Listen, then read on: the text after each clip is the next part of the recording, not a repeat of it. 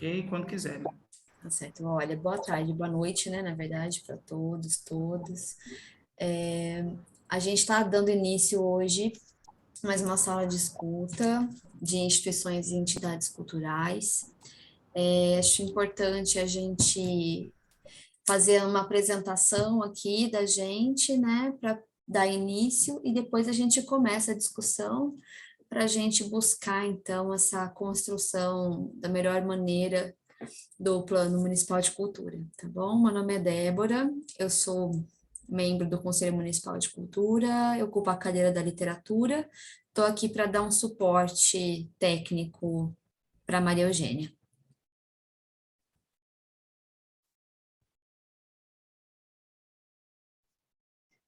Oi, pessoal. Boa noite. Meu nome é Maria Eugênia. Eu sou representante suplente, na verdade, da cadeira da OAB, aqui da Ordem dos Advogados do Brasil, dentro do Conselho Municipal de Política Cultural. E vou fazer essa mediação. Estava explicando para a Débora e gostaria de frisar aqui, até registrar, que em decorrência do pleito eleitoral junto à instituição da Ordem dos Advogados do Brasil, do qual eu fui candidata à presidência nessa última eleição, eu acabei me afastando um pouco de algumas atribuições junto ao Conselho, e por conta disso, né, eu acabei não acompanhando todas as salas de escuta, mas participei, acho que da montagem, da idealização, né, desse projeto. Então, espero conseguir contribuir aí com essa mediação, contando muito com o apoio da Débora, então já agradeço antecipadamente por se colocar à disposição. E qualquer coisa também, eu acho que se não for alguma coisa que eu estiver fazendo que não for de praxe, por favor, me avisem para a gente conseguir conduzir da melhor forma possível e alcançar os nossos objetivos. Obrigada.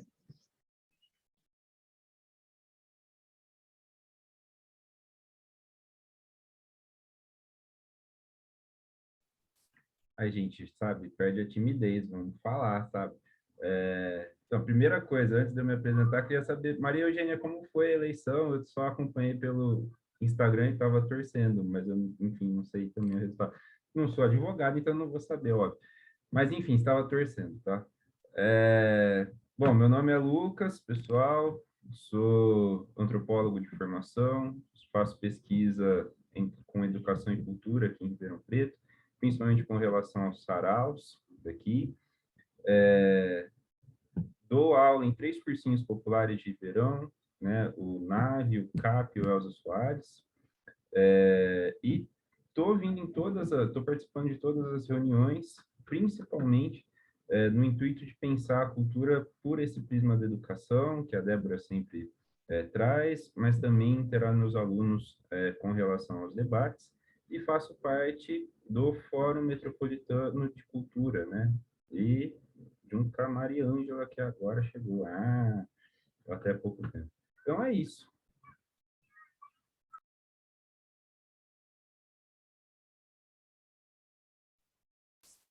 Mais alguém para se apresentar, por favor? Então, como eu disse anteriormente, né, eu sou a Marli Cristina Carvalho, represento a entidade Associação Cultural Maori de Ribeirão Preto e também sou suplente na cadeira de entidades, né? E tudo que já foi dito pelos companheiros, né? A gente realmente tem essa necessidade de elaborar algumas ações para poder promover essa dimensão educativa da cultura, né? E fazer essa ação chegar nas áreas dos segmentos mais fragilizados, né? Eu não estou conseguindo, gente. Agora acho que abriu o vídeo, mas eu estou com dificuldade no celular, não sei se abriu, mas aqui está, esse computador eu não estou conseguindo mesmo.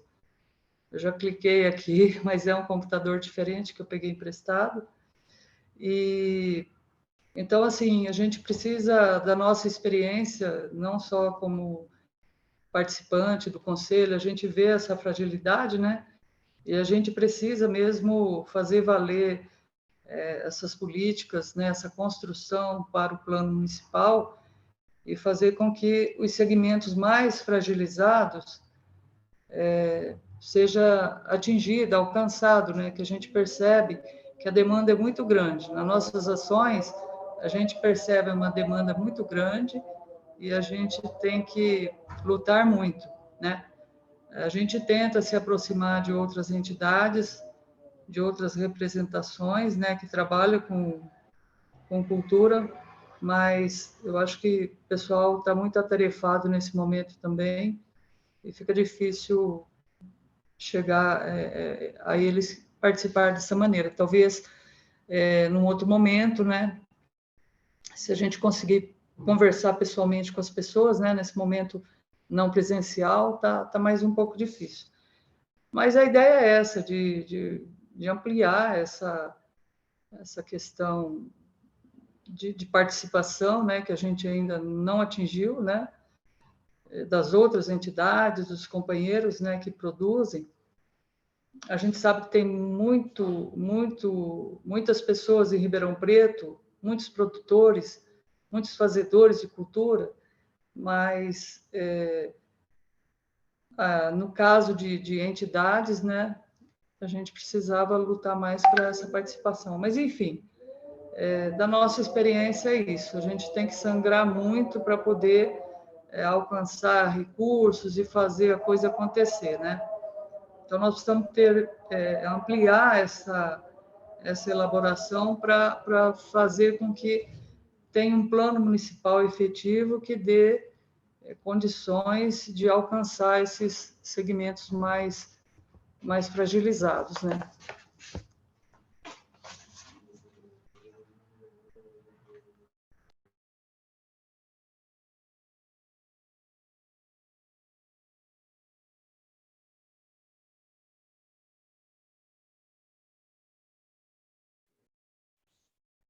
Acho que tem mais algumas pessoas, né? Não sei se sentem à vontade e querem falar, mas eu estou vendo a Érica, a Giso, a Mariângela.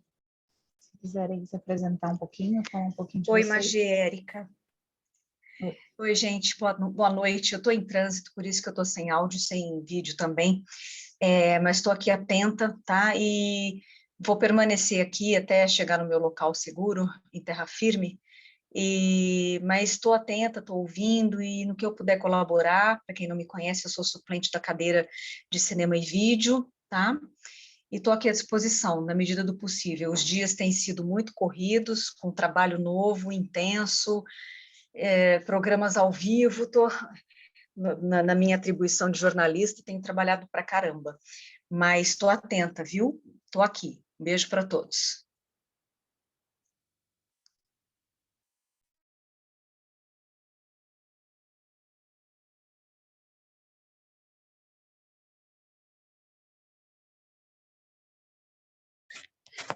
Olá, pessoal. Aqui quem fala é a Gislaine, da Secretaria da Cultura e do Turismo.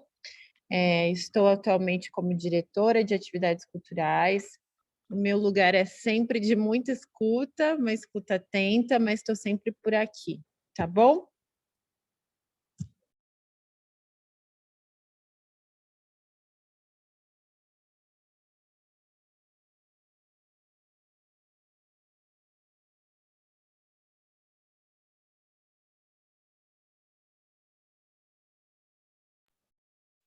Bom, eu não sei se a Mariângela está nos ouvindo, mas qualquer coisa depois, Mari, você pode ficar à vontade para falar um pouquinho, se apresentar também e tudo mais. Vocês estão me ouvindo bem?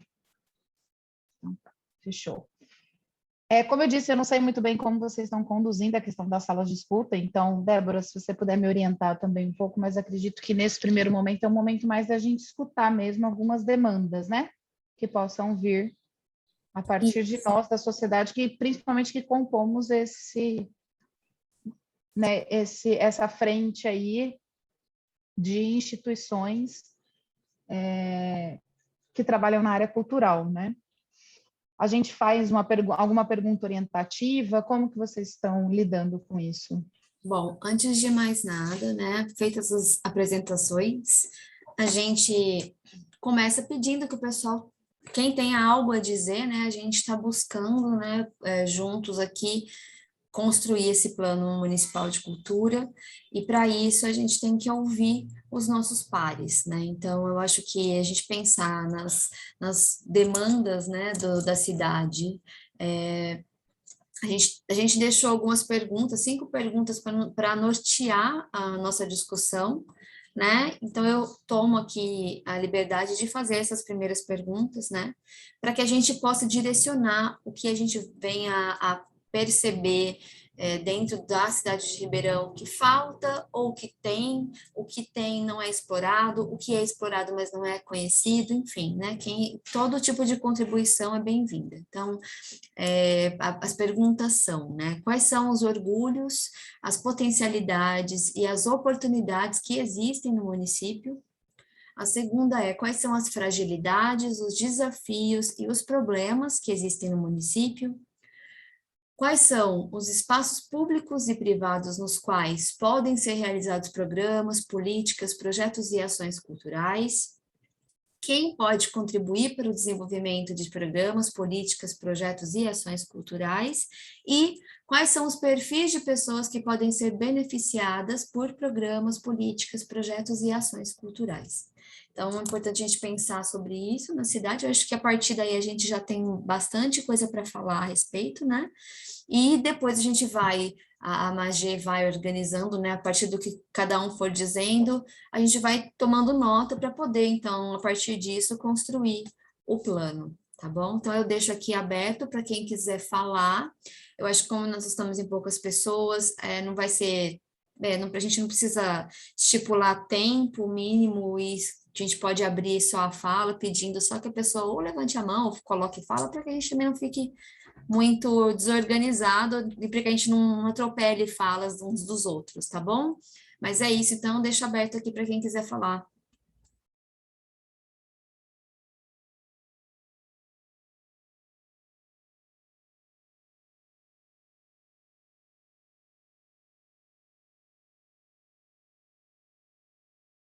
Bom, pessoal, se ninguém for falar, eu posso falar algumas coisas, tudo bem? Eu não sou, né, da área, talvez a maior parte das pessoas sempre não me conhecem quando eu entro aqui, mas eu faço uma coisa que eu acho que é importante, que é ler o plano, né, com relação a o tema da sala de escuta do dia e indicar algumas questões. E a sala de escuta de hoje, teoricamente, seriam, né, instituições e entidades culturais. E é muito interessante quando eu busco isso no plano antigo e aonde aparecem essas entidades e instituições culturais no plano antigo. Elas aparecem quando o poder executivo que fez o plano antigo tenta justificar suas ações atribuindo a essas instituições a manutenção, enfim, o fazer da cultura da cidade, mas não especifica quem são essas instituições, a origem delas, ou se necessariamente os trabalhos que elas desenvolvem são para além do que eventos ou determinadas manifestações culturais. Isso é interessante porque, se vocês pararem para pensar instituições e entidades culturais, nós temos terreiros, nós temos grupos que fazem determinados tipos de cultura que se diferenciam em diferentes modos aqui na região, né, como as batalhas, enfim, os saraus, as manifestações religiosas, coisas que abrangem diferentes formas de manifestações culturais, mas que não necessariamente estavam discriminadas ou reconhecidas nesse plano antigo.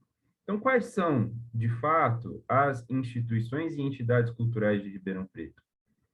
E havia um recorte nítido quando a gente pensa de questões de gênero, de raça e de classe. Porque a maior parte das instituições e entidades que são colocadas no plano antigo, né, são ou fundações que já desenvolvem trabalhos com um tipo de cultura que é uma cultura hegemônica, e não há um destaque para culturas que nós podemos chamar de tradicionais. E não há nem menção a determinados centros culturais que são muito famosos aqui em Ribeirão, né? Mas que não aparecem, são invisibilizados no plano antigo. Então, talvez seja interessante pensar, né, de fato, quais instituições e entidades culturais, de quais instituições e entidades culturais nós estamos falando. Não podem ser só determinadas fundações, não podem ser só lugares que ocupam espaços pessoas que ocupam espaços privilegiados no debate público.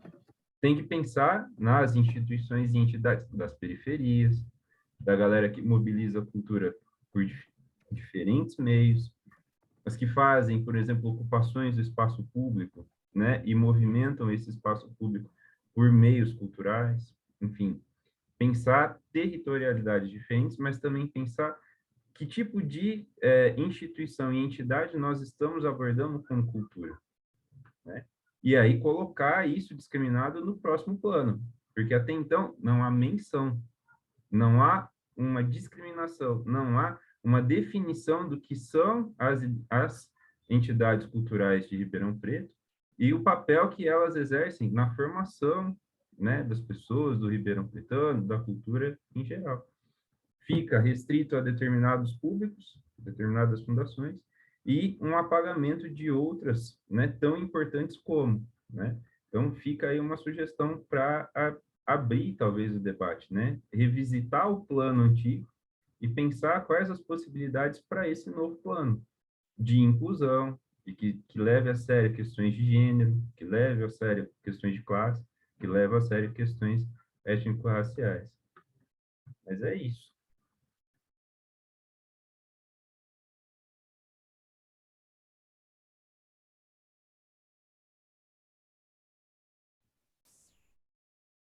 Obrigada, Lucas, pelas considerações. Eu fiz aqui algumas anotações sobre o que você falou.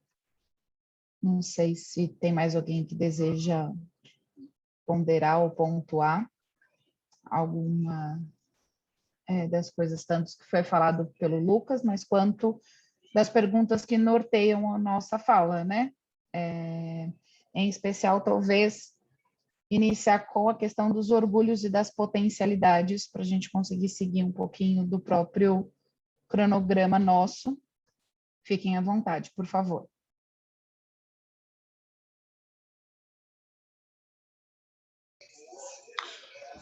Olá, gente, boa tarde a todos, todas e todos. Eu sou o John, né?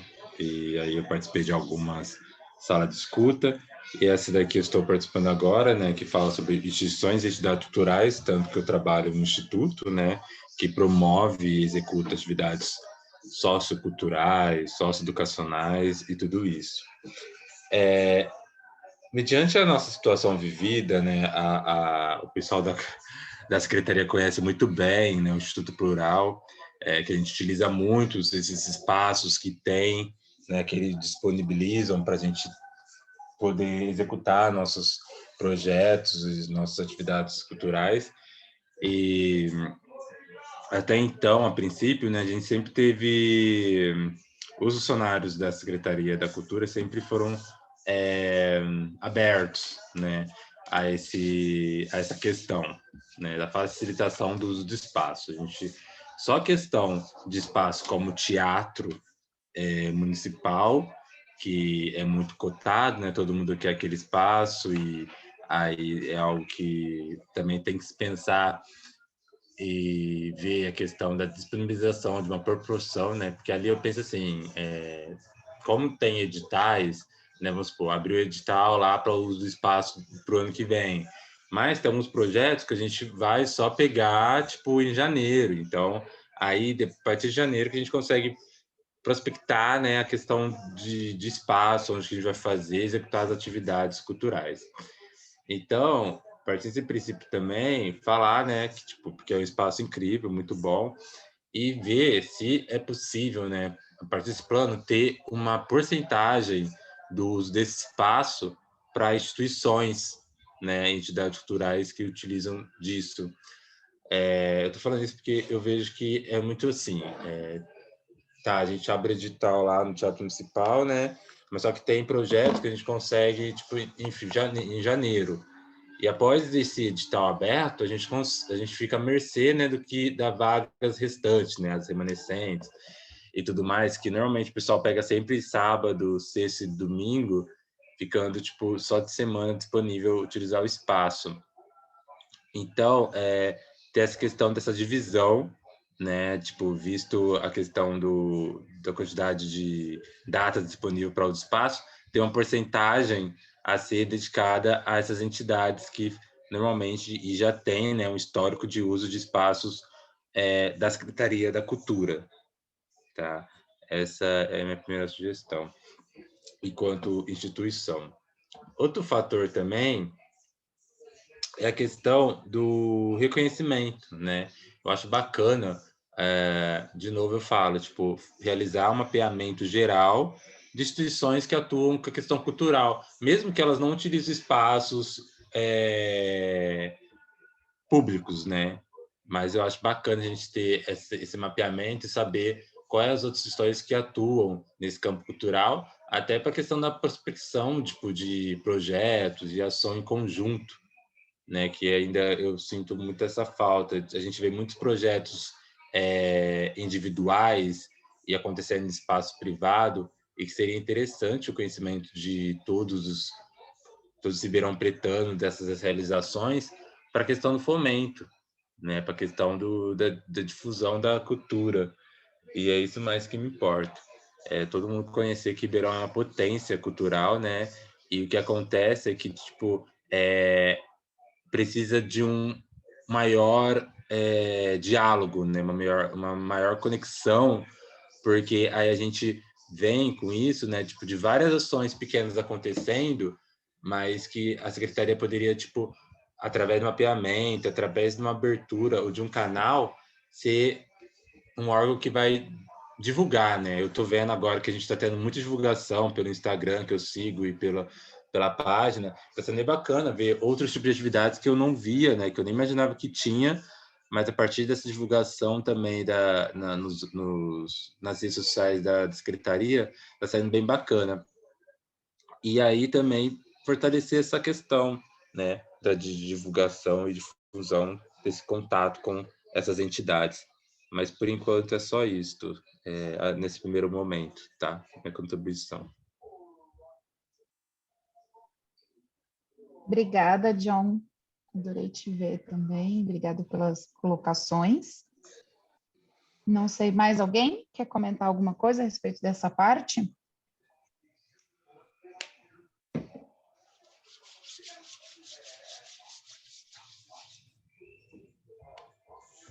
Não?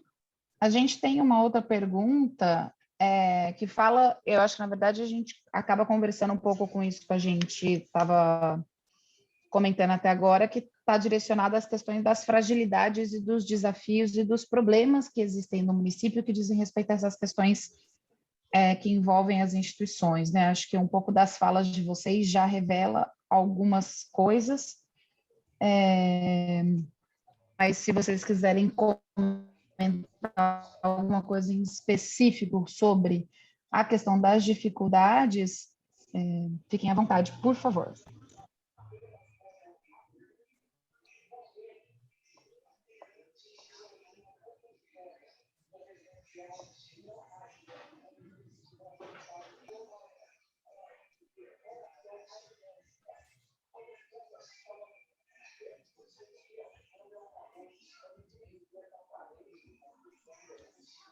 Bom, aproveitando, dando só continuidade à minha fala, realmente, nós, enquanto instituições, aí eu falo também que eu faço parte eu estou envolvido em muitas coisas, gente, mas assim, vamos supor, exemplo da UGT, né, que também eu faço parte da diretoria.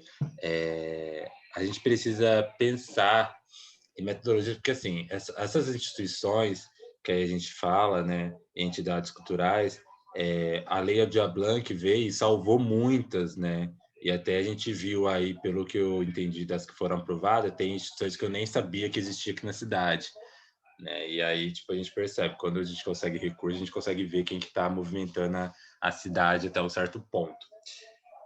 Mas, para além disso, a Secretaria precisa ter uma atenção ou também disponibilizar algum projeto que ajude na questão da sustentabilidade dessas instituições, né? Mesmo que elas são de categoria privada, né?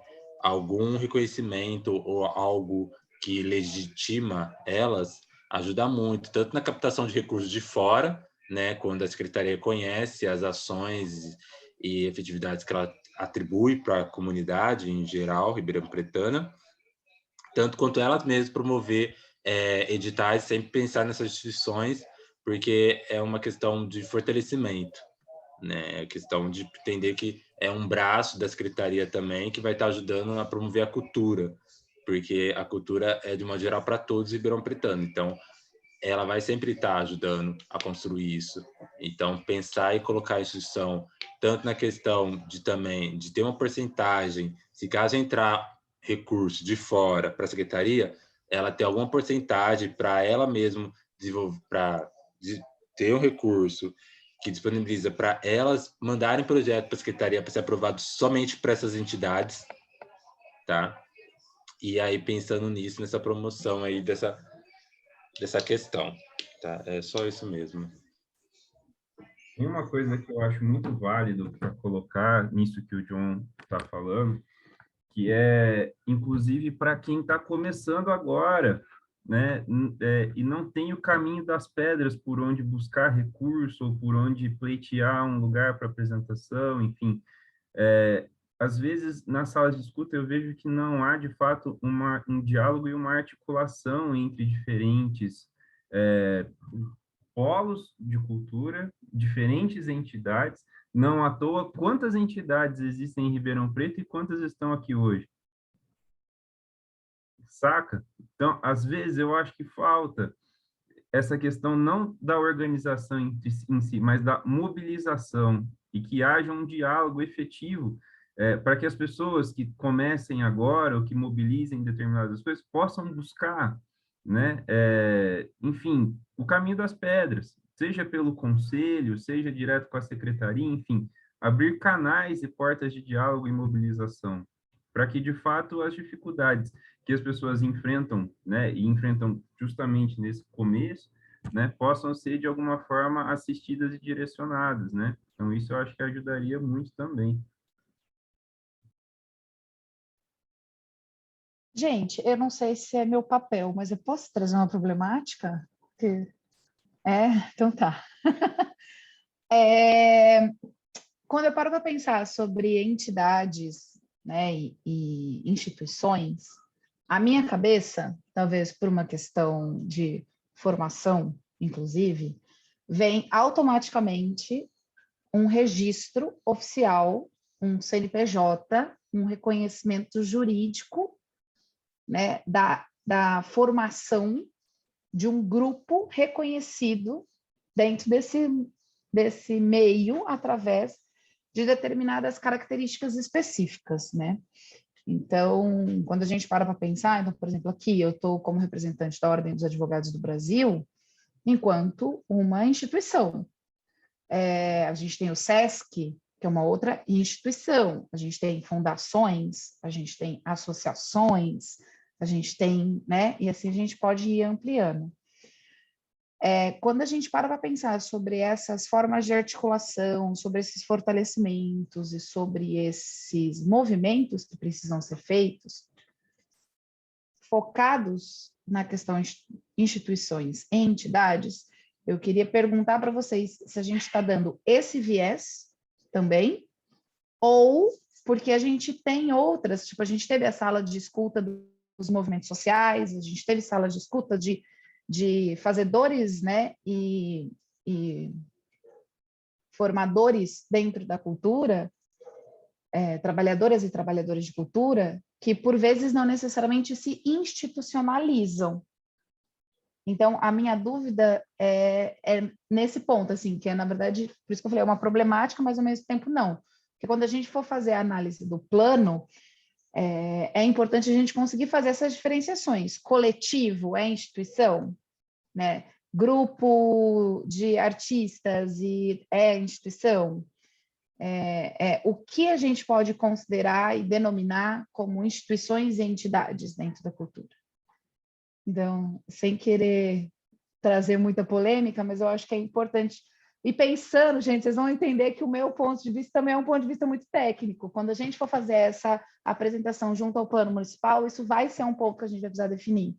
Então, será que não é importante nós aqui também debatermos sobre qual é a margem, né, de interpretação conceitual sobre o que é entidade e o que é instituição?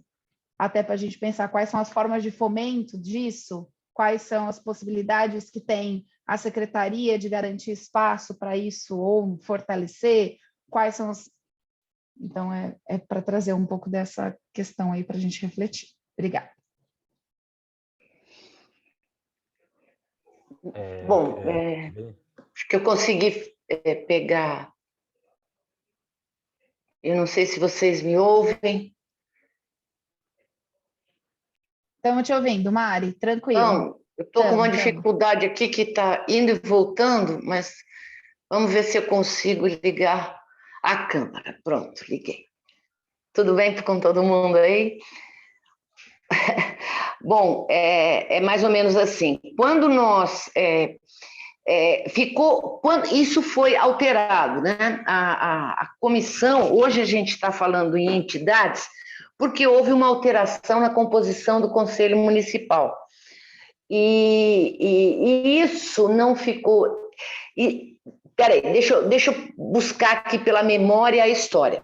Como estava havendo ainda uma grande briga de convencimento, de território, de grupo, ou seja, de espaço sem o limite físico, na verdade, né? De uma ocupação sem o limite físico.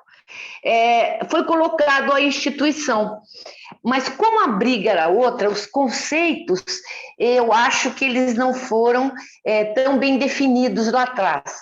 Então, aparentemente, a gente tem uma sobreposição de funções, né? Quando eu vi essa sobreposição, quando isso foi feito, e você me desculpa, Marli, estou até falando, hoje é a Marli que representa, eu estou licenciada, né, mas eu não vou aguentar não falar da instituição, até porque, assim, ó, eu não vejo, eu vejo alguns lugares de luta, por exemplo, na cultura popular, eu vejo um espaço de luta dentro da temática ou da discussão da cultura popular. A tentativa de novas conquistas. Eu acho que viés de absolutamente qualquer cadeira que componha um conselho cultural, as lutas pelas minorias. Então, isso já não se discute, mas eu acho que isso já não se diferencia nas instituições. As instituições, nós temos aí uma série de deliberações, uma série de problemáticas que atingem tanto uma instituição novinha, que está na periferia do centro da cidade, fora do centro da cidade, como uma instituição, como a Sociedade Litero-Musical, que tem 100 anos de idade e vem de uma cultura, para alguns chamados de elitista, porque vem de uma cultura europeia, né? Mas eu acho que a cadeira de instituição, neste momento, nós não podemos fazer essa distinção, porque nós vamos ser injustos. Nós vamos ser injustos com os artistas que compõem também as chamadas instituições de elite, né? Então, eu acho que aqui... e inclusive, a instituição aqui, quando nós assumimos, eu e a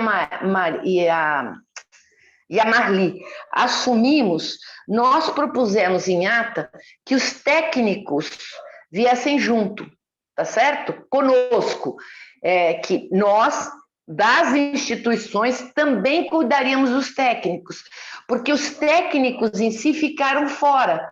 Eles não têm o técnico de som, o técnico de luz, eles não têm uma representatividade a não ser o produtor, tá certo? A não ser a produção, mas as coisas não obrigatoriamente não batem.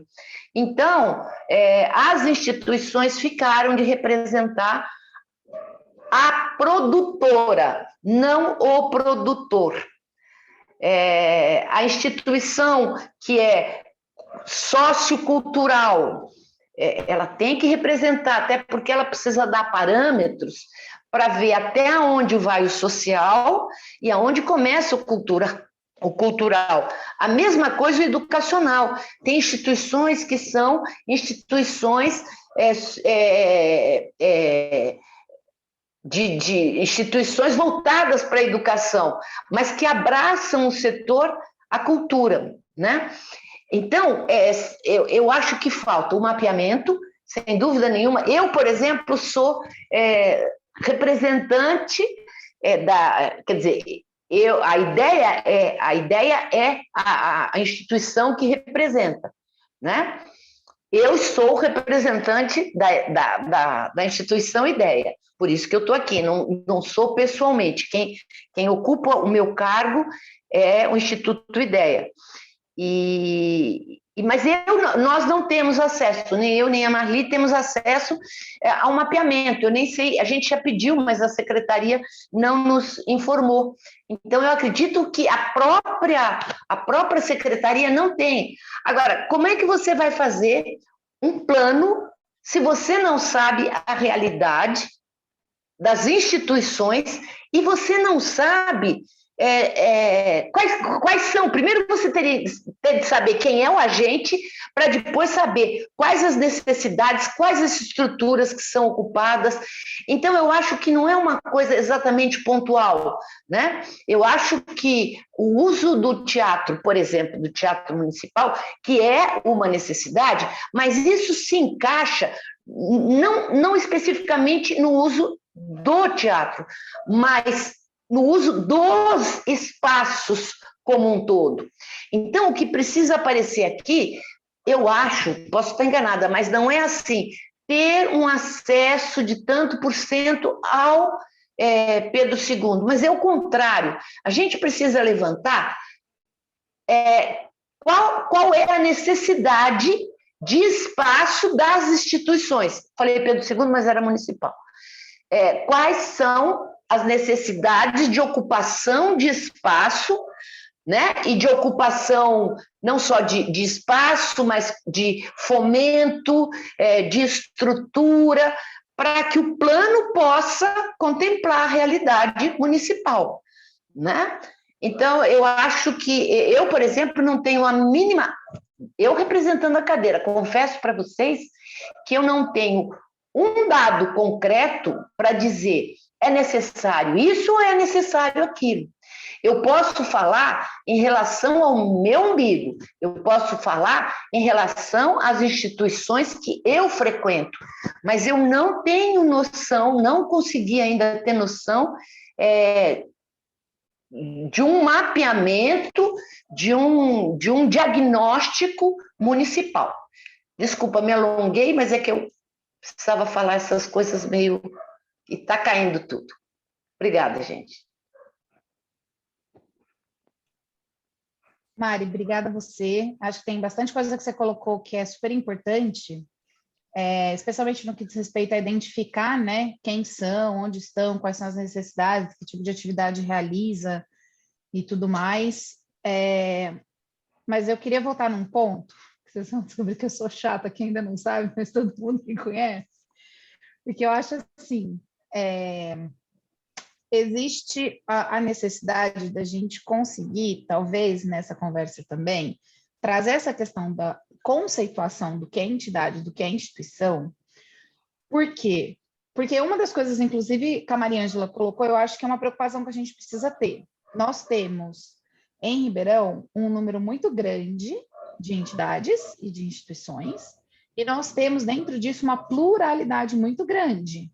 Então, a gente tem, vou fazer por cima só, a gente tem as associações, as fundações, os institutos, as empresas privadas, as cooperativas, né? Falando muito por cima, pelo menos. E aí a grande questão é, dentro das associações, por exemplo, e juridicamente eu estou chamando de associação, mas só para vocês entenderem, aqueles que são, né, que fazem parte de todas as ONGs, todos os grupos, todos os trabalhos. Então, tem um monte de coisa aí que a gente tem pessoas que vivenciam realidades muito diferentes, né? Do que é uma fundação, do que é um instituto, do que é uma empresa. Então, eu acho que seria bacana, de repente, a gente fechar um pouco nisso e partir exatamente dessa ideia. Assim, dentro desse mapeamento, quem vai ser objeto desse... Vamos pensar assim, eu sei que o mapeamento precisa acontecer no setor cultural inteiro, mas fazendo esse recorte específico sobre o setor de entidades e instituições. Se eu quiser saber isso, quais vão ser os elementos que eu vou precisar buscar para fazer esse recorte? Sabe, do que é uma entidade e uma instituição. Acho que é isso. O John está na fila, depois o Lucas fala. Obrigada. Eu entendi esse questionamento e é algo necessário a se dizer aqui. Eu penso que, assim, enquanto instituições, que existem duas vertentes também, duas problemáticas da questão. Enquanto eu, CNPJ, eu tenho toda uma estrutura grande, que eu tenho toda uma questão jurídica, tem toda a questão de custo, que para manter também é toda uma questão, questão problemática, que você é uma empresa, você tem que gerar, você tem que fazer toda essa questão, mesmo sem fins lucrativos, você precisa gerar recursos, você precisa gerar atividades, você precisa pagar todas as documentações para ficar tudo. Aí vem as outras, que é tipo associação, que são grupos de pessoas que não são regidos através de um CNPJ, né? E mesmo assim eles consideram grupos. Então, mas assim, esses grupos, eles têm a total liberdade, tipo, se inscrever e representar todos e colocar especificamente, diferente do CNPJ, que aí eu vou colocar o CNPJ, a instituição que está inscrita lá e que promove esse tipo de ação, que está regida diante lá o que tem lá nas suas atividades principais. Então, realmente é algo necessário, porque CNPJ também tem que ser considerado, tem que ter a sua validação, porque a gente presta cultura, a gente faz gestão cultural, né? Mesmo que essa questão da Mariana, que tipo, tem todos os funcionários, né, da cultura que estão nessa base e tudo mais, que tem que ser também levado e tudo mais. Só que essa questão do CNPJ precisa ser também levado como uma diferenciação de coletivos e associações que não se tem o CNPJ incluído. Então, por isso que eu, John, entendo questão assim, técnica, quando a gente fala instituições, é já parte do CNPJ. Nas outras salas de conversa, o diálogo que eu percebi sempre foi falando sobre os indivíduos e coletivos na sua amplitude. Agora, hoje, eu entendo que a gente fala, tipo, enquanto empresas culturais, né, que tem o CNPJ e que atua aí no fortalecimento da cultura aqui em Ribeirão Preto. E é mais ou menos essa questão aí.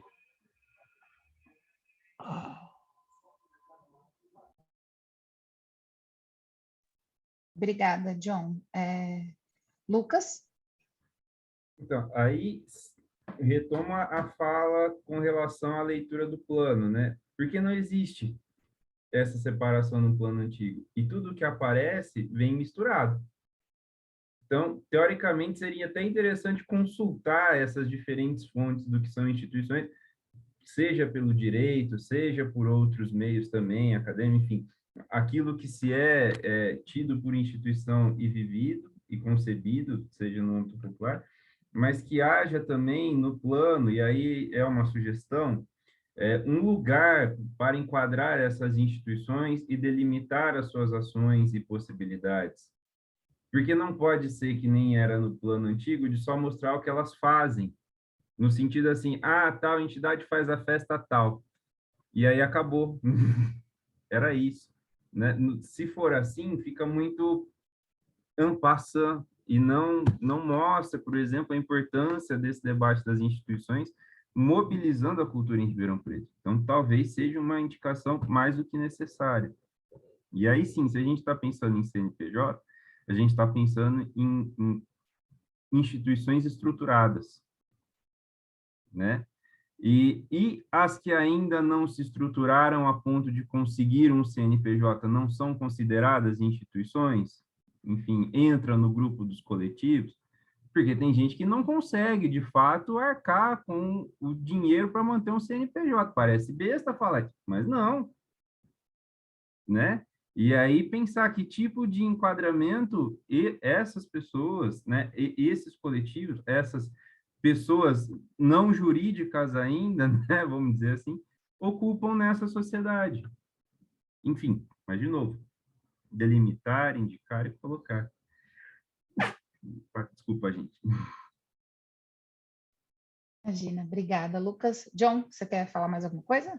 E só um adentro, assim, e é algo para se refletir bastante, e a gente ter, assim, uma especificação específica para essas instituições que são do CNPJ, porque, vamos supor, a prefeitura vai promover um edital e vai colocar essas CNPJ, né? Vai ser dividido, CNPJ e pessoa física. Tá, essa CNPJ, se fazer um edital de 5.000, não é interessante para essas empresas, gente. 5.000, tipo, só de fazer a nota, você já paga, tipo, de imposto um valor muito alto, que não compensa. Então, por isso a gente precisa realmente, tipo, especificar e ter uma cláusula, ter uma situação bem nítida e bem clara para ser atrativo a gente fazer e tornar isso em conjunto, né? Todas as propostas que tiver aí para frente.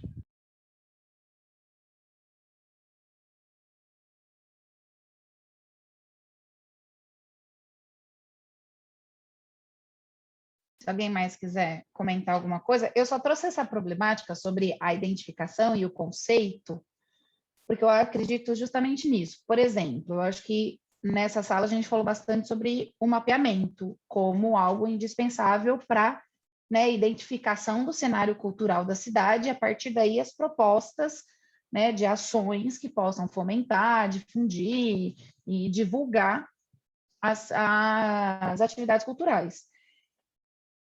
Então, para fazer esse mapeamento, eu acho que dentre as categorias que a gente vai precisar identificar e trazendo o que a gente está fazendo essa reflexão nessa sala de escuta é de identidade, de entidade e de instituição.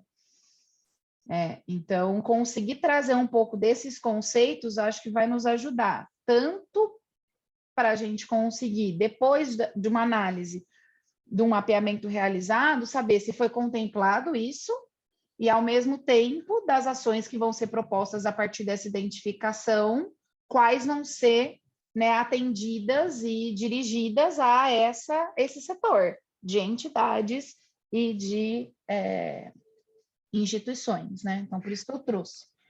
Como você diferencia entidade e instituições?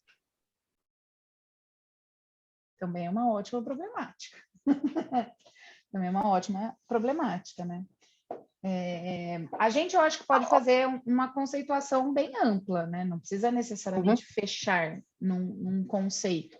Mas, por exemplo, o John trouxe um negócio que tem a ver com empresas privadas. As empresas privadas entram nesse conceito ou já é um outro conceito? Ou está dentro dessa diferenciação entre instituição e entidade?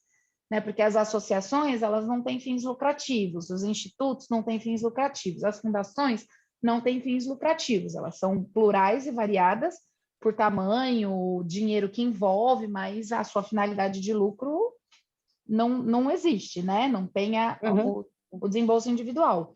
Mas existem as empresas privadas, né? Existem as organizações que trabalham a partir daí. Isso vai estar contemplado no nosso conceito ou não, né? Também é uma outra questão para a gente fazer a reflexão. A Débora quer falar também depois da Mariângela. Pode falar.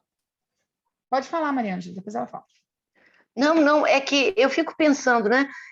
A gente fala assim, são muitos termos e a gente precisa filtrar e canalizar, né? Principalmente quando você quer definir um plano, né? Então, você precisa, a primeira coisa é saber quem é o sujeito, sem dúvida nenhuma. Mas é assim, não, a instituição, a fundação, as próprias pessoas que têm instituição e fundação e instituto não sabem que estão falando a mesma coisa, que existem só duas coisas, que é a sociedade, tá certo? Ou a associação e a fundação. São essas duas. O Instituto não tem uma pessoa jurídica com requisitos diferentes, né? É sociedade e fundação. Não tem ONG, é tudo isso, quer dizer, então são muitos termos para falar a mesma coisa. Eu digo assim, no direito, né? na divisão aí. Isso confunde as pessoas, isso confunde muito. Eu acho que se a gente aqui, na nossa conversa, conseguir falar em entidades privadas e ONGs, você já sabe que ONG, não importa o tipo, que não tem um lucro. E as entidades privadas, não, elas podem não ter o lucro, porque a entidade... Entendeu, Magê? Porque a entidade, volta a insistir, a Orquestra Sinfônica é uma entidade, mas ela é uma associação, né? É a associação de várias pessoas, ela é privada, ela não é pública. A Fundação Nacional do Livro é uma entidade privada, sem fins lucrativos, mas é uma fundação.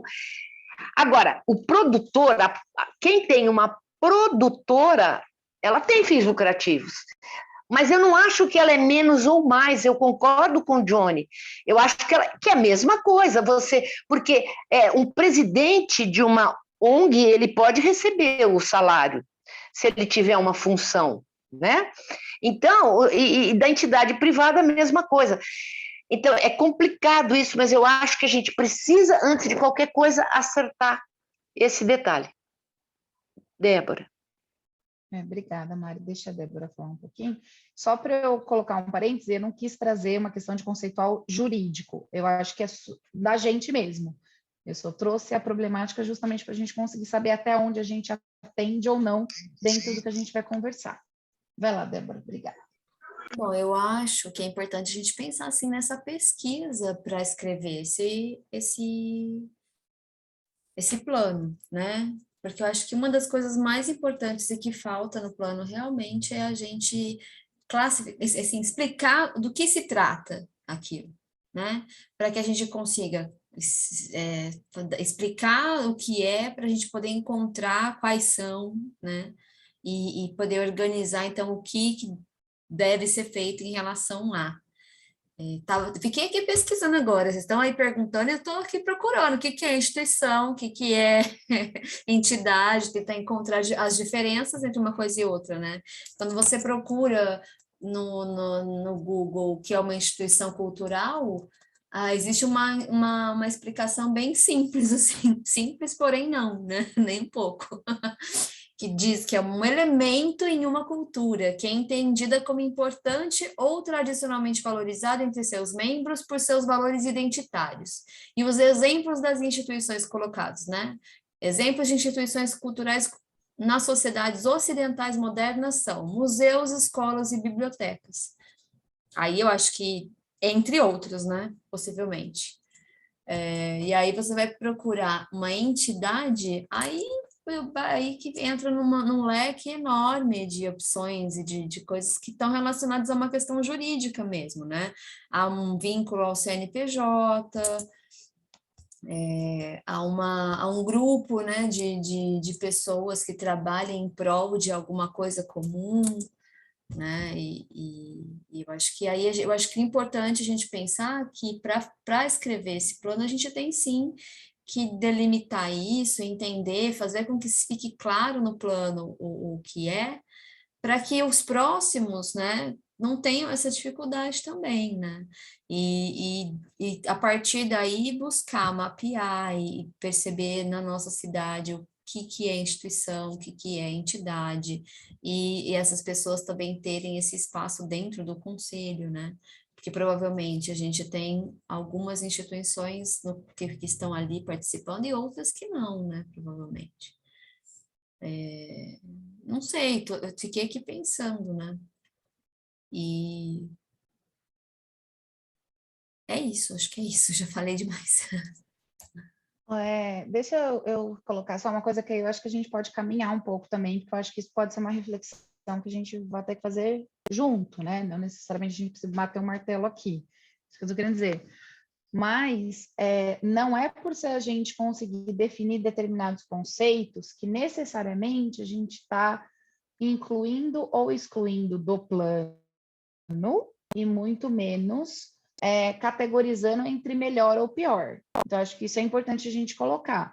Vamos dizer, o Lucas trouxe um ponto que a gente tinha levantado sobre os grupos que não estão institucionalizados com o CNPJ. Às vezes, se a gente interpretar que isso não corresponde à identidade, à entidade e nem à instituição, e sim a coletivo, ele só está identificado conceitualmente num outro local, que vai, né, ter uma realidade, que vai ser dirigida a ações específicas para aquilo que talvez seja mais próximo, inclusive, do que ele realiza. Se as empresas, dando exemplos, né, se as empresas privadas, por exemplo, não forem enquadradas como instituições nem como entidades, mas como uma outra via, por exemplo, também não significa nada que não seja só uma conceituação para que as ações sejam dirigidas de uma forma que seja mais, né, que atendam aquelas expectativas com uma melhor qualidade. Eu acho que seria só essa a nossa possibilidade. E eu indicaria a gente pensar, acho que numa primeira separação entre público e privado, porque isso a gente entra em bastante aspectos, né? Então, assim, existem instituições que são públicas. Elas vão estar contempladas dessa forma também, ou a gente vai fazer uma separação dentro das instituições, a gente vai separar por público e privado, né? E talvez essa questão da definição dos nomes entre entidade, instituição, mas acho que isso pode ser um processo, é isso que eu estou querendo dizer. Eu acho que agora a gente pode iniciar essa reflexão e, para passar para outras perguntas para a gente trazer também de reflexão, eu acho que algumas coisas precisam constar no plano. Eu, particularmente, acho que todo mundo que me acompanhou aí nos últimos tempos junto ao Conselho sabe, assim, eu tenho uma admiração muito grande pela questão do Plano Municipal em Ribeirão, mas eu sou uma pessoa extremamente crítica tecnicamente a esse plano. Porque, tecnicamente, com todo respeito a todas as pessoas envolvidas na época, isso não é um plano municipal. Né? Do ponto de vista da realização, um plano municipal ele é composto por objetivos, metas, prazos, monitoramentos, instituições. Tem um monte de categoria que o plano municipal, que estava vigente até agora, ele não contempla. Ele é uma carta de intenções, onde se coloca, e como bem disse o Lucas, onde se apresenta parte ínfima, inclusive, né, do que era um cenário cultural de Ribeirão Preto à época. Né? E mesmo assim ela deixa de contemplar um monte de outras situações que a gente sabe que existiam. Então, eu acho que algumas coisas a gente pode pensar para conseguir trazer um plano municipal que contemple tecnicamente, inclusive, a possibilidade da gente realizar ações do ponto de vista cultural. O primeiro deles, então, é a conceituação de determinadas frentes. Então, acho importante a gente definir isso. Não estou falando só agora, né, das instituições e das entidades, mas também conceitos sobre algumas coisas é importante. Alguns conceitos no plano que estava vigente são bons, eu acho que vale a pena, de repente, a gente tentar resgatar e né, incorporar. Outros não existiam, então a gente vai precisar criar, mas é importante a questão da conceituação, e é importante também a gente pensar, exato, né, quais são os objetivos que a gente se pretende enquanto esse plano. Eu acho que a sala de escuta, ela é um instrumento que a gente pode ouvir e conversar sobre 1000 ações e 1000 vontades e sonhos, desejos e críticas sobre todas as áreas, mas dela a gente também tem que conseguir extrair um pouco do que dá para a gente colocar no plano. Então, pensando sobre isso, e aí trazendo um pouco também das perguntas que foram trabalhadas para a gente, né, conversar aqui, eu acho que vale a pena a gente trazer um pouco dessa questão. Assim, a outra pergunta é, quais são os espaços públicos e privados nos quais podem ser realizados programas, políticas e projetos e ações culturais. Pensando na questão que a gente está fazendo o recorte das entidades e das instituições, né, quais são os espaços públicos e privados, acho que também vai depender muito desse mapeamento, porque às vezes a própria instituição compõe espaço, né, tem um monte de coisas aí que se interligam. Mas acho que a gente pode pensar, pelo menos do ponto de vista geral, pensando em instituições e entidades de uma forma bem ampla e tentando contemplar o máximo, pelo menos, de coisa que a gente consegue institucionalizar aí, o que dentro da cidade, né, onde a gente pode trabalhar dentro da cidade, para que as ações dessas instituições possam se valer enquanto projeto, um programa, junto à secretaria, né? Acho que também dá para a gente ir caminhando por aí. O Lucas está inscrito, depois se alguém quiser, pode ficar à vontade. Eu queria adicionar um ponto nisso que você fala, que é transparência, cara. Porque no plano antigo não existia. Só falava assim, tal fundação faz isso, e a prefeitura arca com algumas... Mas não delimita, seja os limites, seja as potencialidades, enfim. Então, talvez essa questão da transparência, e se de fato o plano vai cumprir uma questão que é fortalecer os menores, e não necessariamente, né, se prestar a uma questão que é só para fundações, enfim.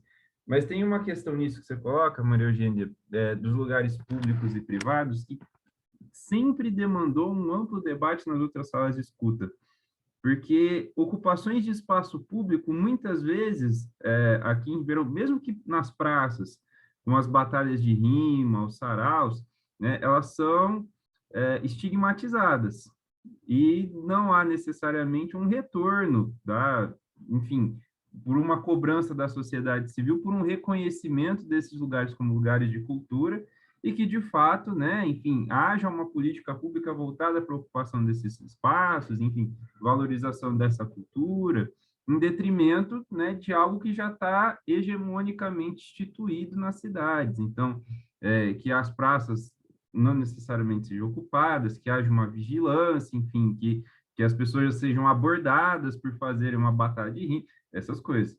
Então, é muito complicado, né? E uma outra coisa que sempre surgiu, desde lá do começo, é a ideia de que os espaços privados, eles ganham maior destaque do que os espaços públicos. E que as ocupações de algumas instituições e fundações em espaços públicos, elas acontecem de uma forma mais fácil e mais ágil do que se membros da sociedade civil solicitassem, como o John mesmo colocou, que eu acho que ele caiu agora, né? Mas o John tinha colocado isso. Não há uma facilidade ou um diálogo aberto para que grupos da sociedade civil consigam, de fato, né, ter um acesso facilitado com relação a fundações e instituições que já estão estabelecidas. Então, talvez essa seja uma questão importante a ser não só debatida quando, né, todas essas questões forem abordadas, mas que haja, de fato, no próximo plano, um espaço público que seja, de fato, público, e uma valorização daqueles que os ocupam, né? Seja nos saraus, nas batalhas de rima, enfim, no teatro, nas intervenções artísticas, e que não necessariamente, né, fique para, enfim, a construção ou erigir uma cidade, enfim, fechadinha, pasteurizada, com uma arquitetura de vigilância, afins, como tem sido nos últimos anos, né? Mas, enfim, só para comentar o que você coloca. O Flávio está aí, oi, Flávio, tudo bem? Lucas, eu entendo o que você fala, mas, ao mesmo tempo, acho que precisa constar no plano a conscientização da população, né? Porque isso não vem só do poder público. A nossa população não está acostumada com a arte de rua. Ela não está acostumada. Então, talvez uma ação de incentivo a que esses sarais, que a batalha de rima, tudo isso aconteça, mas veja uma coisa, não tem como ser uma apresentação, não tem como ser impositiva, né? ela acontece e ela é abraçada pela sociedade. O que eu acho que não adianta a gente cair, por exemplo, num plano, você não tem como. O que você pode fazer é um planejamento para a conquista desse espaço, para a elevação dessa arte, sabe? Mas eu não acho que essas diferenças, você diferenciar, caia até no direito cultural mesmo, no direito que o cidadão tem.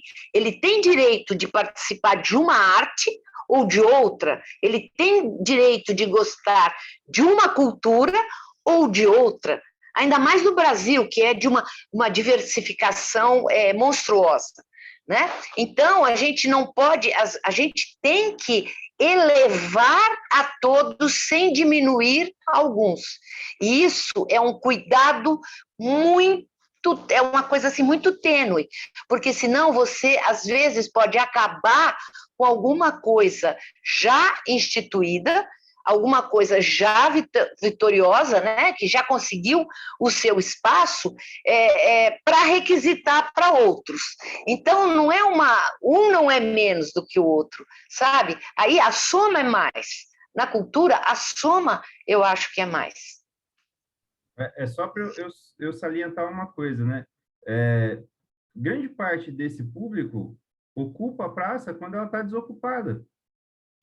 Mas, mesmo assim, saiu recentemente, eu publiquei, inclusive, em vários grupos que eu tenho aqui na cidade, um rapaz que defendeu um TCC sobre as batalhas de rima em Ribeirão Preto.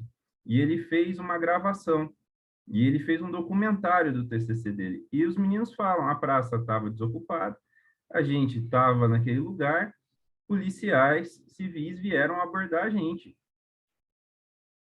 Então, quando você fala elevar, é de fato que esse tipo de cultura se torne uma cultura no plano, reconhecida, com um status social de quem deve e pode também ocupar esses lugares quando não há, né, um conflito com outras entidades, com outros lugares, com a sociedade civil, porque eles também são cultura. E aí, eu acho Lógico. que você está falando, Maria, eles são cultura.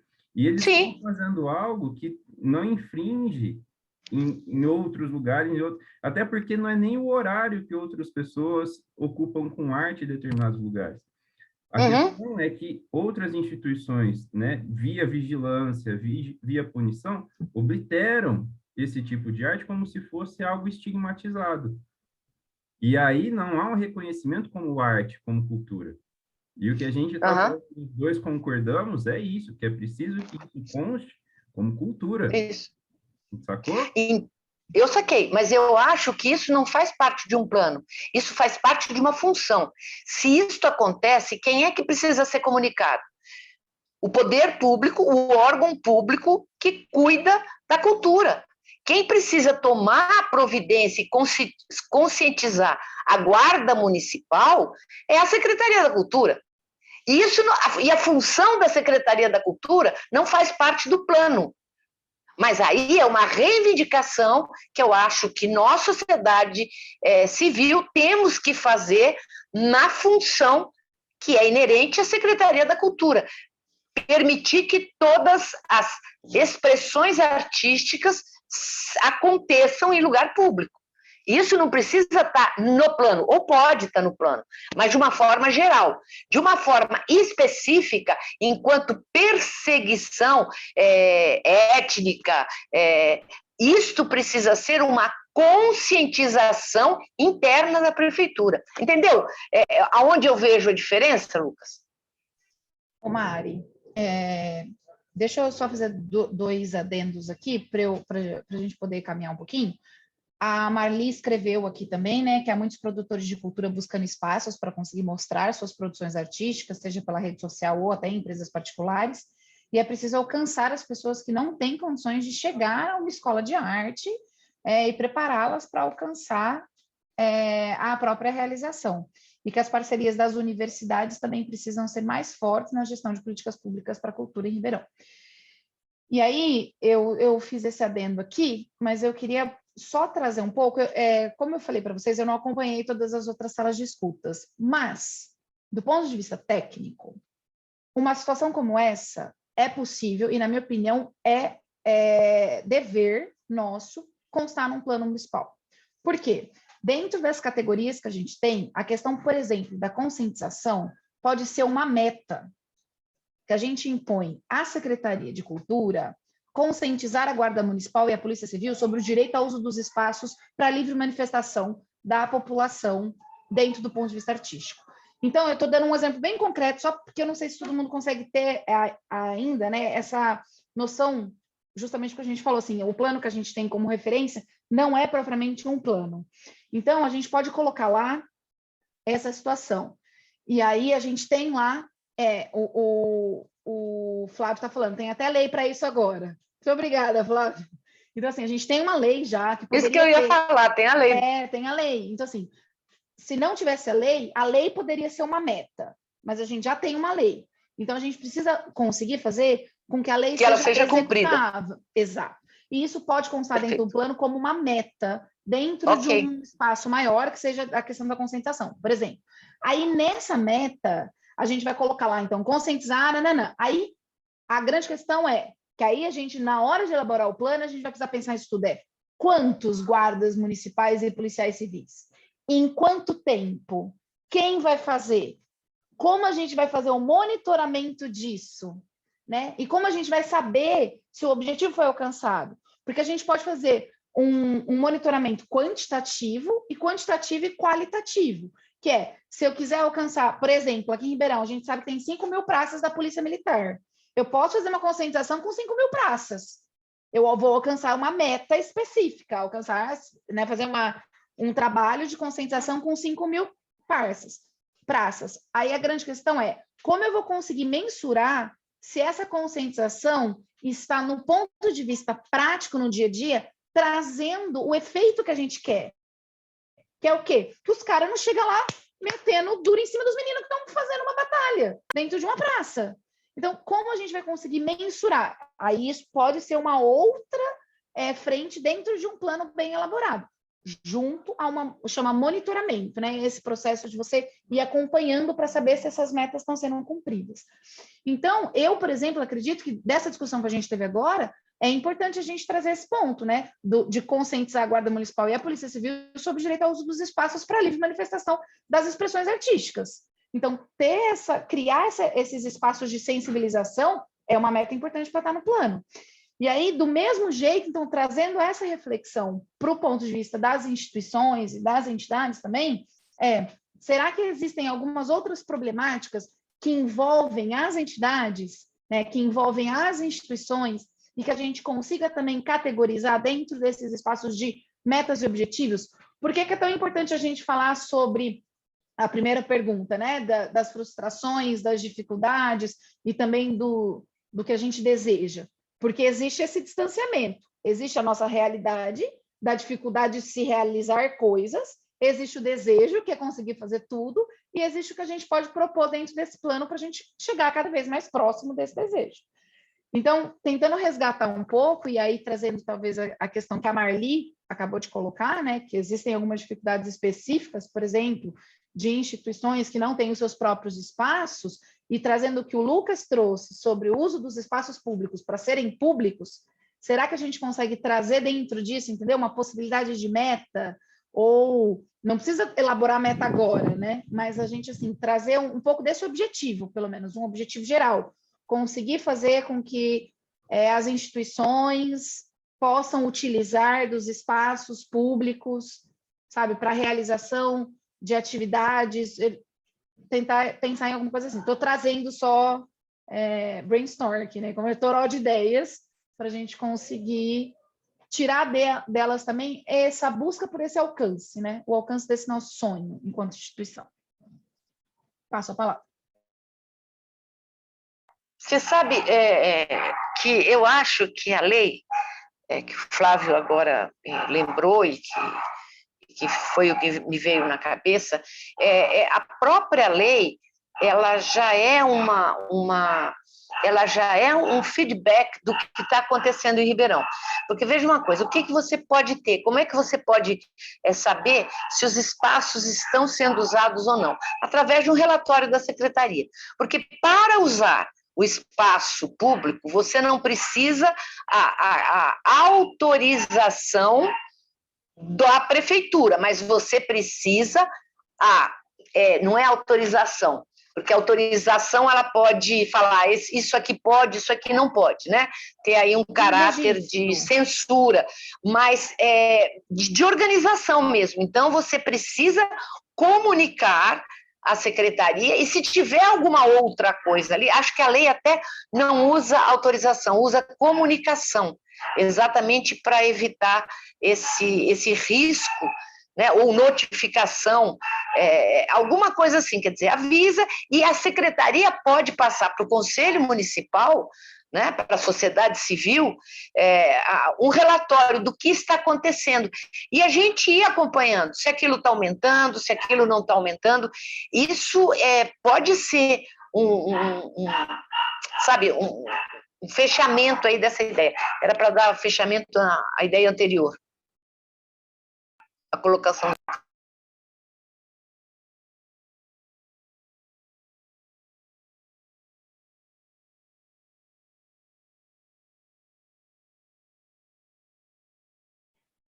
Obrigada, Maria. Eu estava fazendo o registro aqui.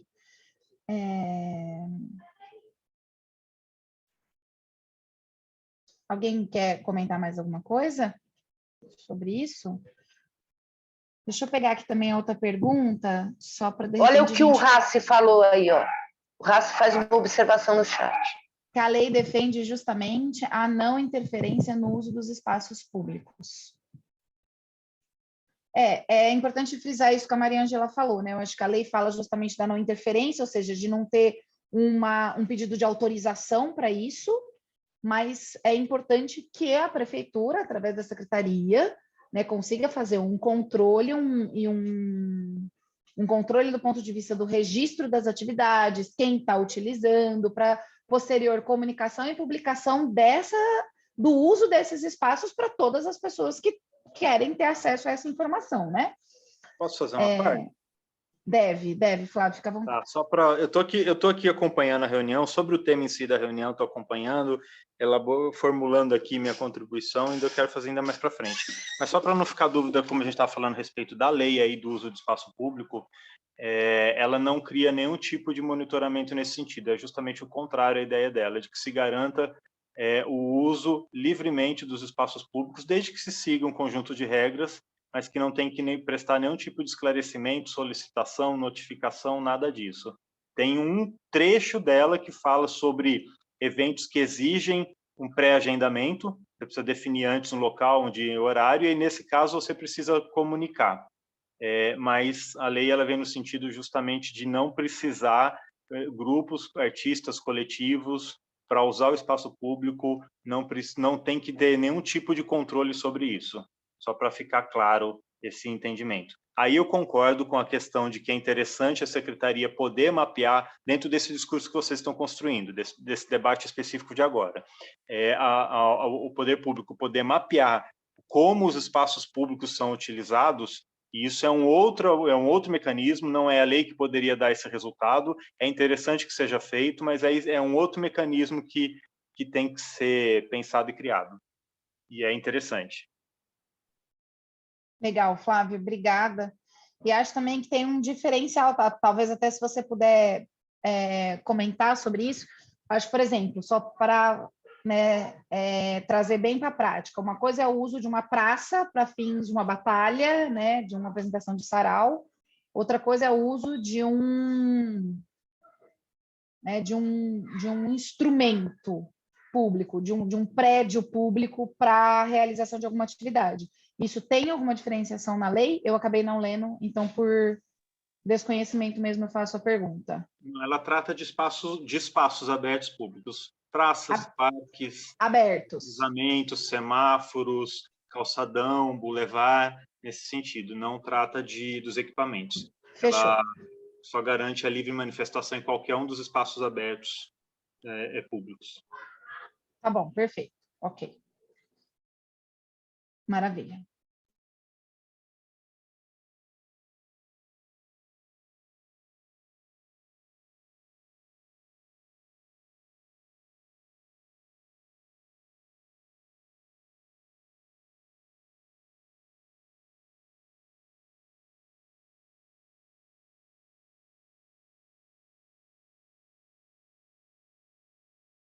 A pergunta que a gente tem aqui, pessoal, para a gente dar um encaminhamento também, é quem pode contribuir para o desenvolvimento de programas, políticas, projetos e ações culturais nesse recorte das instituições e das entidades. O que vocês acham a respeito disso? Quem que pode contribuir?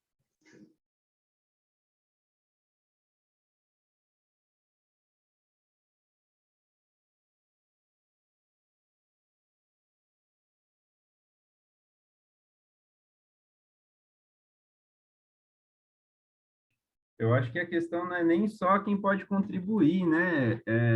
Eu acho que há uma questão do pano de fundo, quem pode contribuir, todo mundo pode contribuir, desde que esteja bem intencionado, né?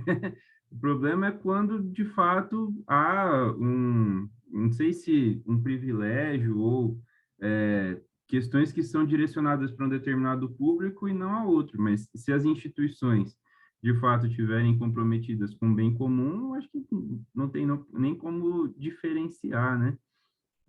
E é mais fácil de responder isso em outras salas de escuta, porque a gente está lidando com, né, grupos mais plurais, coletivos e tal. Agora, quando se fala de instituição, eu acho que a principal questão é o público e o privado. Se forem instituições públicas, comprometidas com o público. Se forem instituições privadas com fins lucrativos, aí também, né, temos uma questão a ser colocada. Mas não saberia fazer esse debate, essa colocação. Acho que até por isso também aquela questão da definição de conceitos é importante, né? Porque aí a gente também sabe isso. Porque tem uma coisa que é complicada, eu acho que é até interessante em termos de formação de público, né?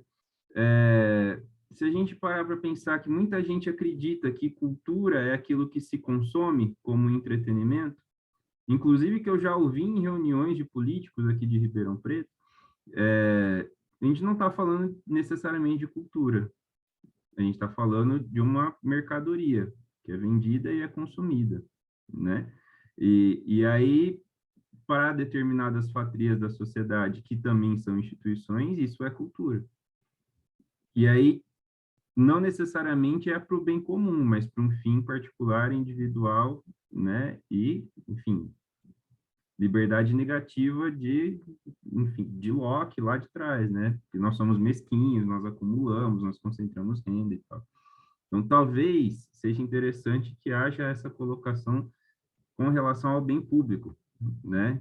Se a instituição de fato está comprometida com o bem público ou se é de fato instituições que estão para fins particulares. E qual tipo de formação humana elas se pretendem com essa mobilização artística, com essa mobilização cultural na cidade, né? Mas, de fato, a definição é imprescindível nesse quesito. E a Isa está aí. Oi, Isa, boa noite.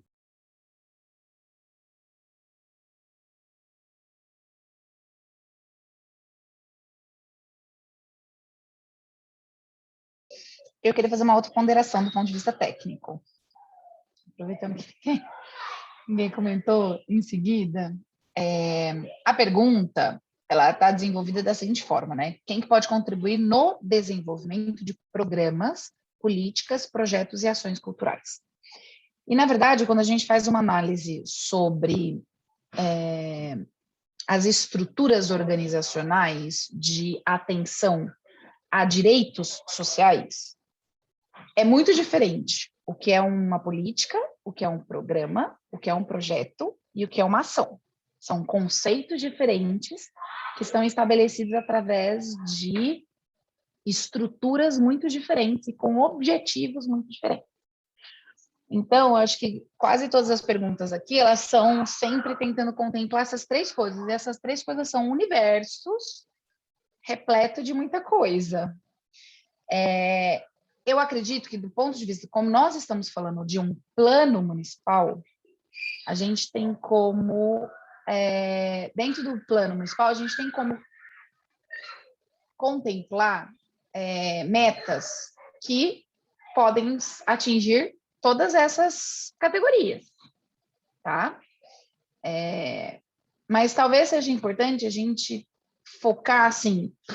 Obrigada, Flávia, pelo número da lei. Era só para fazer o registro aqui dela, tá? A gente criar uma política pública é muito difícil a partir de um plano municipal. A gente pode garantir algumas diretrizes que possam ser orientações da criação de uma política pública. Ou a mesma coisa de um programa. Mas a gente também pode propor, do ponto de vista mais prático ainda, ações, né? Então, se a gente for parar para pensar nessas 3 categorias, um plano ele pode colocar ações que podem interferir numa política, num projeto, ou num programa. Então, quando a gente faz uma pergunta assim, quem pode contribuir no desenvolvimento disso, teoricamente, como falou o Lucas, qualquer pessoa é partícipe da elaboração de alguma produção político-social.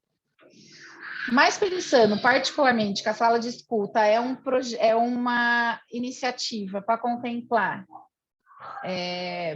estruturas dentro de um plano municipal, eu acho que a gente pode tentar focar em quais são as ações que a gente pode solicitar e quem pode solicitar essas ações, do ponto de vista das entidades e das instituições, para atenção aos nossos direitos. Porque isso também é importante a gente dizer, eu queria fazer um adendo aqui, ó. Quando a gente fala sobre política pública, programa, projetos, ações, a gente tem 2 formas de ver. A gente pode ver a partir das necessidades e a gente pode ver a partir dos direitos. Quando a gente vê a partir das necessidades, a gente precisa conseguir identificar quais são as necessidades das pessoas para conseguir diminuir as dificuldades que existem no dia a dia prático. Quando a gente vê a partir do dia a dia do direito, a gente precisa identificar o que está faltando do ponto de vista do direito, né? Do direito, da realização daquele direito prático, e conseguir fazer com que aquilo aconteça, independentemente se a pessoa que vai receber aquilo, ela vai querer utilizar ou não, ou ela precisa ou não, ou ela necessita ou não, mas é um direito dela ter ela à disposição de poder fazer. Então, por que eu estou retomando tudo isso? Porque, nesse sentido, quando a gente para pensar quem pode contribuir no desenvolvimento, na minha opinião em particular, é quem vai ser diretamente afetado pela ação realizada. Ponto. Por quê? Porque a gente está fazendo aqui uma análise de categoria. Se eu estivesse fazendo uma análise do plano municipal inteiro, eu estaria falando de todas as pessoas do município de Ribeirão. Mas, particularmente, com relação a uma questão que diz respeito a entidades e organização, que eu acho que vem daí, a sala de escuta é proposta para isso, quem pode contribuir com as ações é aqueles que vão ser diretamente afetados por essas ações, por qualquer ação que vai vir.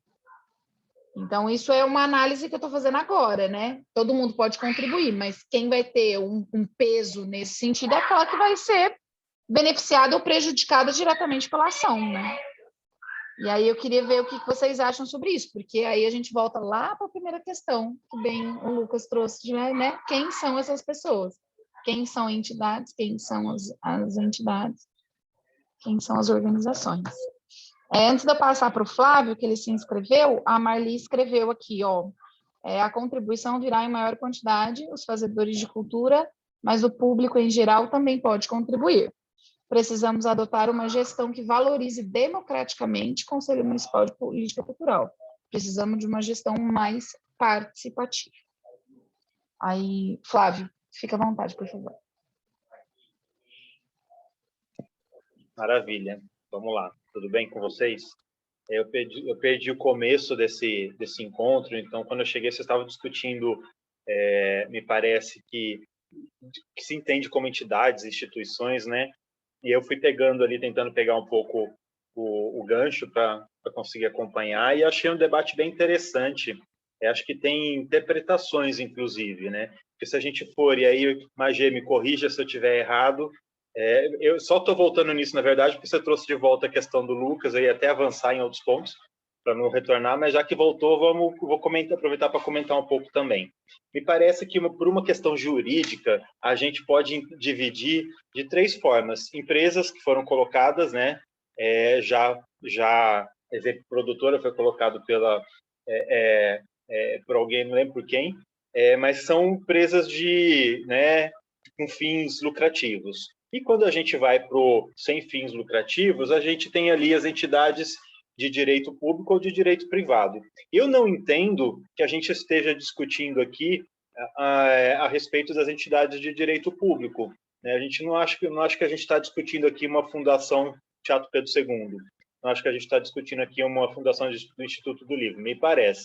Porque eu entendo que as salas de escutas foram montadas a partir da estrutura do conselho, né, das cadeiras do conselho, e essa cadeira das instituições, ela representa entidades privadas, né, sem fins lucrativos. E eu faço o recorte da análise dessa sala e de contribuição que eu gostaria de colocar nesse sentido, falando especificamente de entidades sem fins lucrativos de direito privado.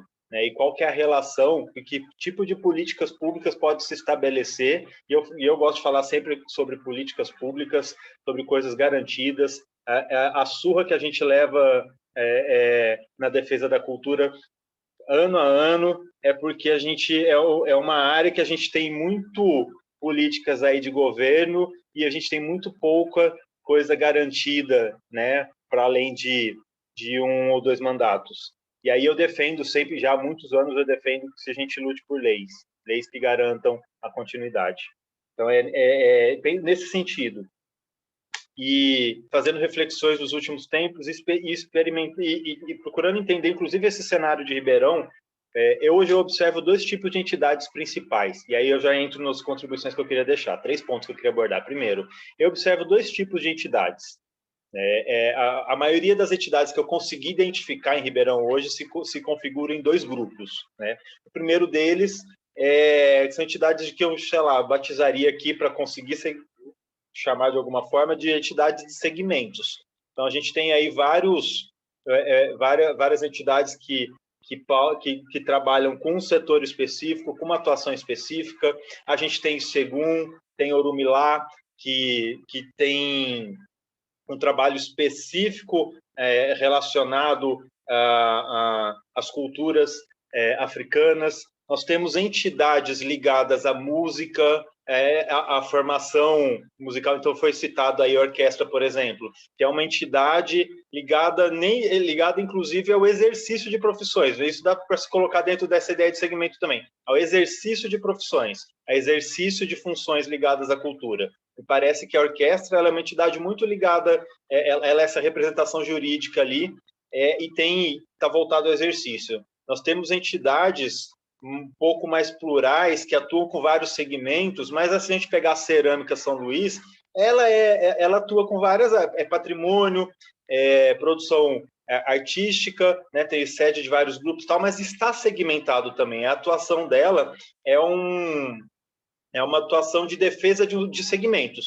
de um ou mais segmentos. E aí eu enxergo hoje um outro grupo de entidades que, para nós que estamos na atuação artística, na militância, ficam um pouco mais distantes, mas para alguns que estão aqui na sala, por exemplo, me parecem mais próximas dessa outra realidade. Eu não conheço bem, mas eu acho que é Maori, eu acho que como é que chama, que a Mariângela está representando, acho que são entidades que me parece que elas têm uma atuação mais voltadas ao sociocultural, sobretudo à formação. Nós temos um grupo grande de entidades no município que atua com cultura no sentido de proporcionar espaços de formação, sobretudo com crianças e adolescentes. E tem um grupo de entidades que atua dessa forma no município. E que, para mim, por exemplo, que sou ligado a uma entidade, mas sou artista, sou produtor, que atuo em um segmento, eu não tinha tanto acesso, e hoje eu venho conhecendo melhor. Então, eu enxergo as entidades nesses 2 nichos, né, nesses 2 grupos, e que acho que eles têm, inclusive, necessidades um pouco diferentes, mas que a gente precisa entender esses 2 nichos para sacar que eles existem e me parecem hoje muito claros a diferença entre eles. Segundo ponto que eu queria colocar, que aí contempla as duas, esses dois grupos de entidades, mas eu tenho tido um olhar muito insistente a respeito do Cultura Viva. O Cultura Viva, eu acho que ele é hoje um dos mecanismos, falo sempre, um dos mecanismos mais importantes para a defesa e para o fortalecimento da cultura já criados no país, e ele atinge diretamente entidades.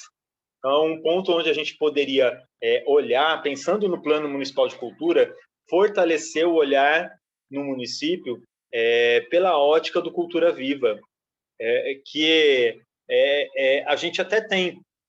A gente tem aqui em Ribeirão hoje cerca de 30 pontos de cultura credenciados lá na União, e em atividade, na verdade, uns 18 a 20. Alguns deles estão duplicados, outros já não estão tão ativos. Mas se a gente vai olhar para esse grupo dos pontos de cultura certificados, que foram certificados em diferentes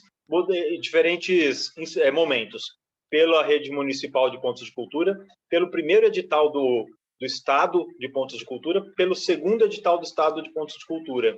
Esses editais, o formato e o momento que eles aconteceram, cria uma situação de pontos de cultura muito esquisita aqui em Ribeirão, que tem alguns ali que são pontos que não têm o perfil de ponto de cultura. E não tem... não se configura como. Sendo assim, muito literal, não se configura como.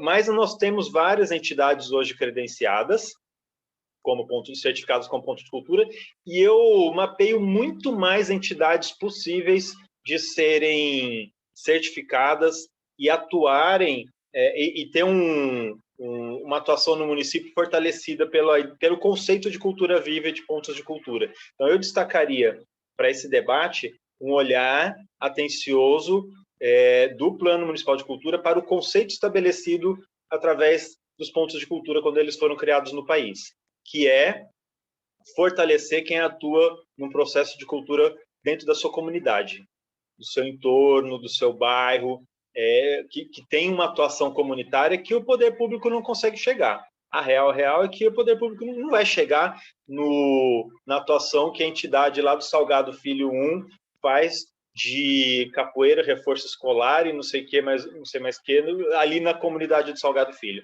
Aquela entidade, tem uma entidade lá que chega. Então, o segundo ponto que eu queria deixar é essa atenção para o conceito do ponto de cultura e como ele pode ser agregado e trazer sucesso para o debate sobre cultura. E o terceiro que eu queria colocar vem de um olhar um pouco distante, não tenho muito conhecimento, mas como que é a relação da assistência social com as entidades.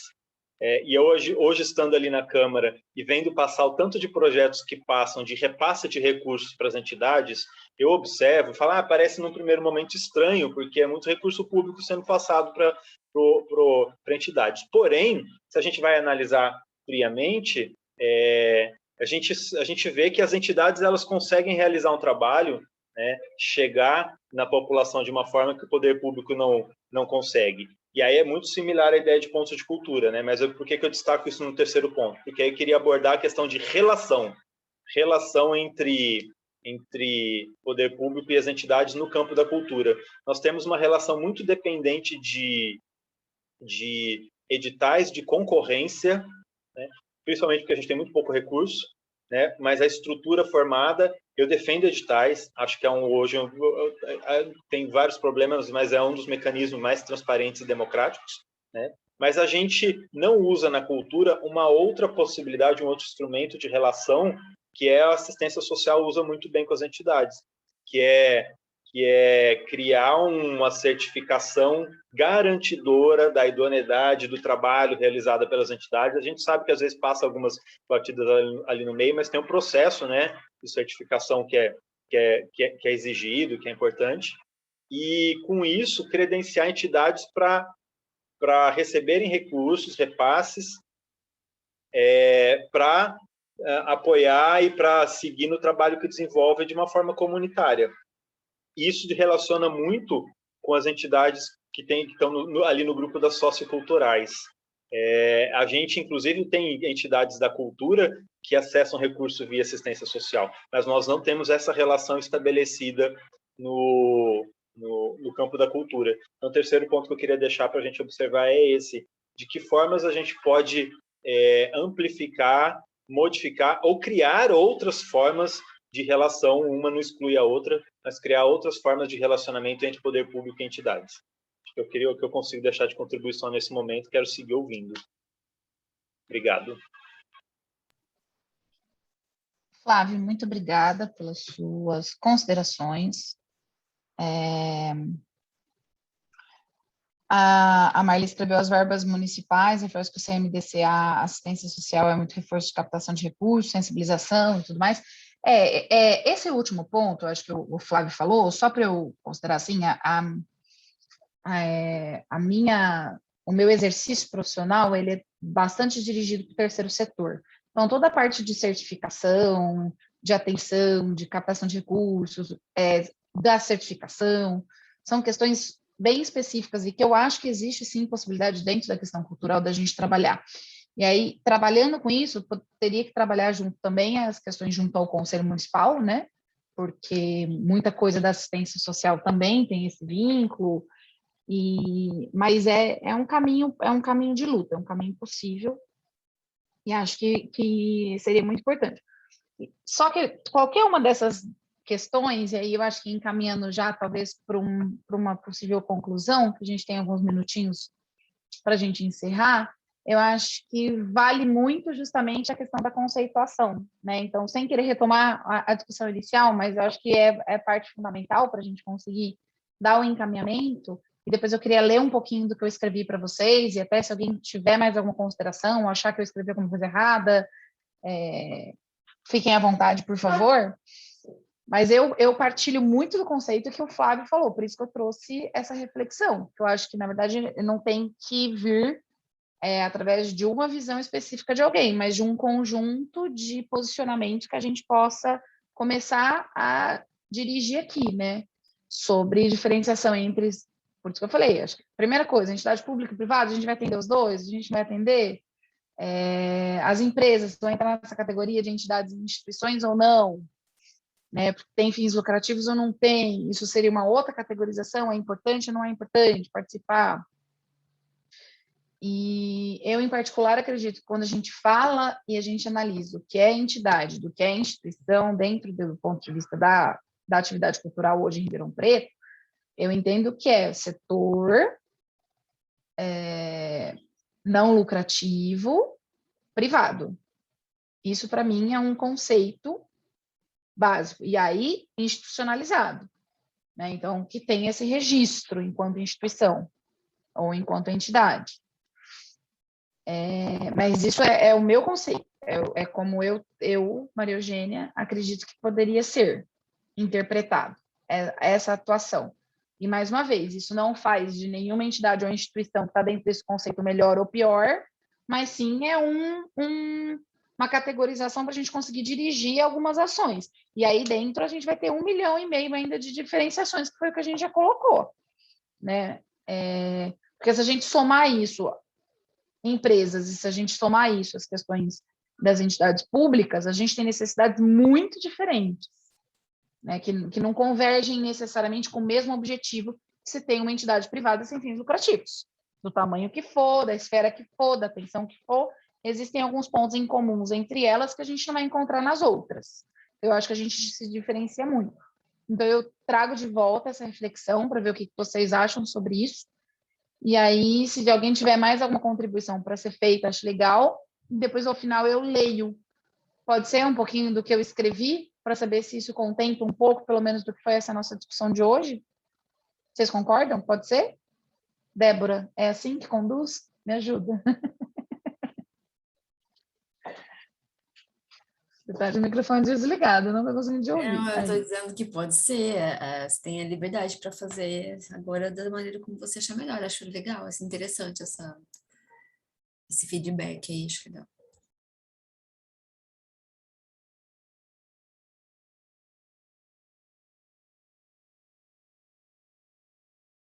Na real, é a primeira vez que alguém se propõe a fazer um fechamento e uma leitura do que...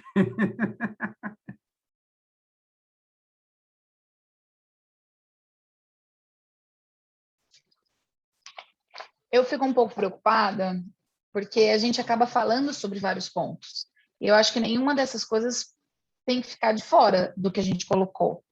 O meu único objetivo era, dentre esses vários pontos, a gente conseguir conduzir a nossa discussão para o setor que a gente está falando, para, a partir dessa discussão, a gente conseguir contemplar coisas do nosso plano, né? Então, obviamente, que não é, em momento nenhum aqui, também gostaria de colocar que a intenção foi coibir, tolir ou cortar qualquer outro tipo de discussão, acho que todas elas são válidas. Então, se por um acaso alguém sentiu isso também, eu já peço, por favor, para se manifestar e ficar à vontade para falar da forma que for. Eu acho importante constar e considerar. Mas me preocupou um pouco justamente porque eu acho assim, a gente começou já, por isso que eu queria trazer essa reflexão desde o começo, e já foi trazendo uma crítica sobre como a gente vai conceituar isso que a gente está discutindo.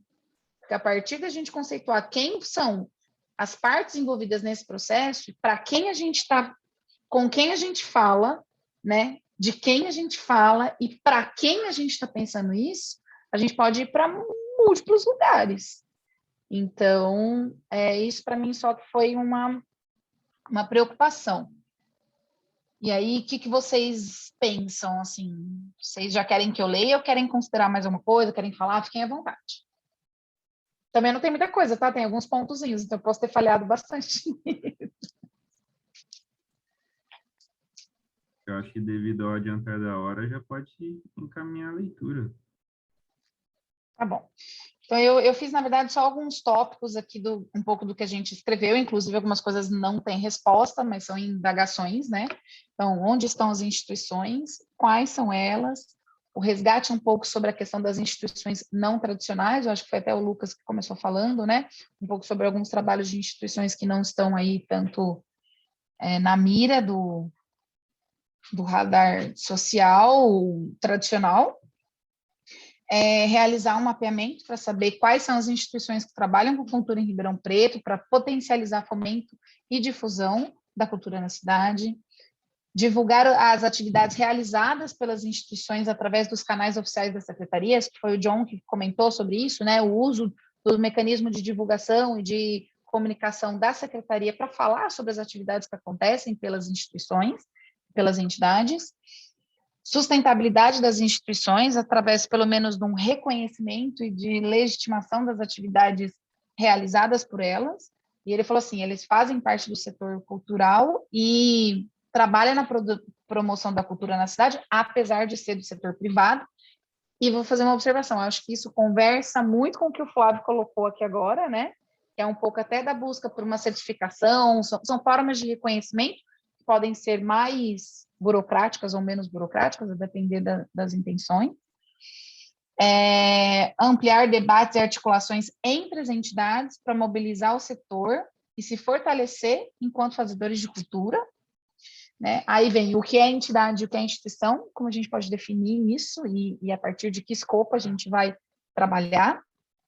Aí foi falado, acho que a Maria Ângela comentou, sobre o mapeamento ser algo indispensável para conseguir identificar quais são as instituições, quantas entidades têm, onde elas estão, quais são as atividades que realizam, quais necessidades que elas têm em particular, fortalecer as entidades e as instituições que são menores, que por vezes acabam tendo dificuldades específicas dentro das suas atividades, a valorização dos espaços públicos enquanto verdadeiramente público, garantindo o uso de todas as pessoas, conscientização e sensibilização da população sobre a arte de rua e incentivar a realização das múltiplas formas de realizar a cultura nesses espaços públicos, conscientizar a questão da Guarda Municipal e da Polícia Militar sobre o uso dos espaços públicos para a livre manifestação das múltiplas expressões artísticas. Aqui eu escrevi controle, registro, organização e comunicação, mas depois a gente pode melhorar isso, tá? Do uso dos espaços públicos pelas entidades e instituições com especificações das suas atividades realizadas, mas sem que haja necessidade de qualquer tipo de autorização, segundo os dizeres da lei municipal que eu pedi para o Flávio ali, 14.605 de 2021. Então, seria, né, conseguir criar uma forma de registro e organização das atividades, mais para a prefeitura e para a secretaria ter acesso ao quais são as atividades culturais que estão acontecendo nos espaços públicos, mas sem que isso restrinja a liberdade de se poder realizar qualquer ação em qualquer espaço público. É a questão da cultura viva, né? Fortalecer quem trabalha para atender a cultura na sua própria comunidade, enquanto uma expressão do ponto de cultura, e utilizar isso também enquanto forma de conceito. Realização, fortalecer a relação entre o poder público e as entidades e instituições de cultura, para além das questões do edital. Então, criando certificações culturais credenciadas que possam receber os recursos das atividades culturais dentro da cidade, dentre outras formas de se fortalecer essa relação. Isso foi mais ou menos o que eu escrevi.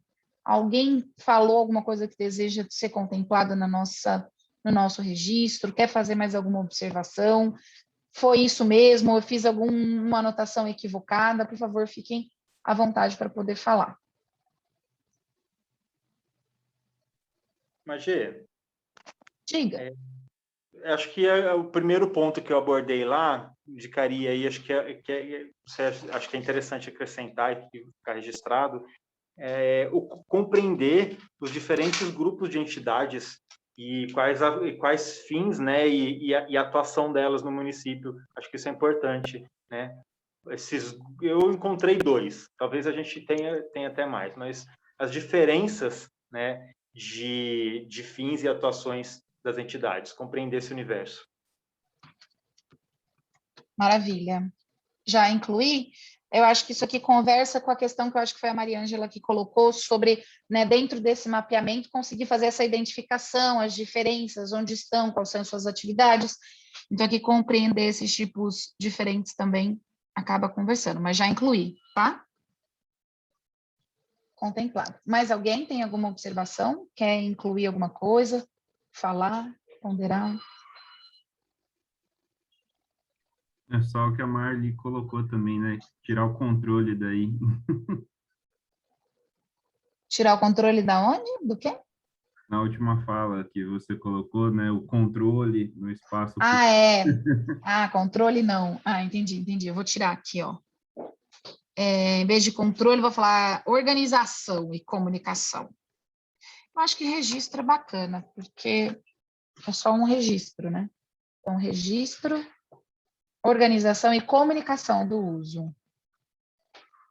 Ampliar as ofertas de equipamentos culturais para uso cultural. Acho que conversa com o que é público, né? Então, vou colocar aqui também.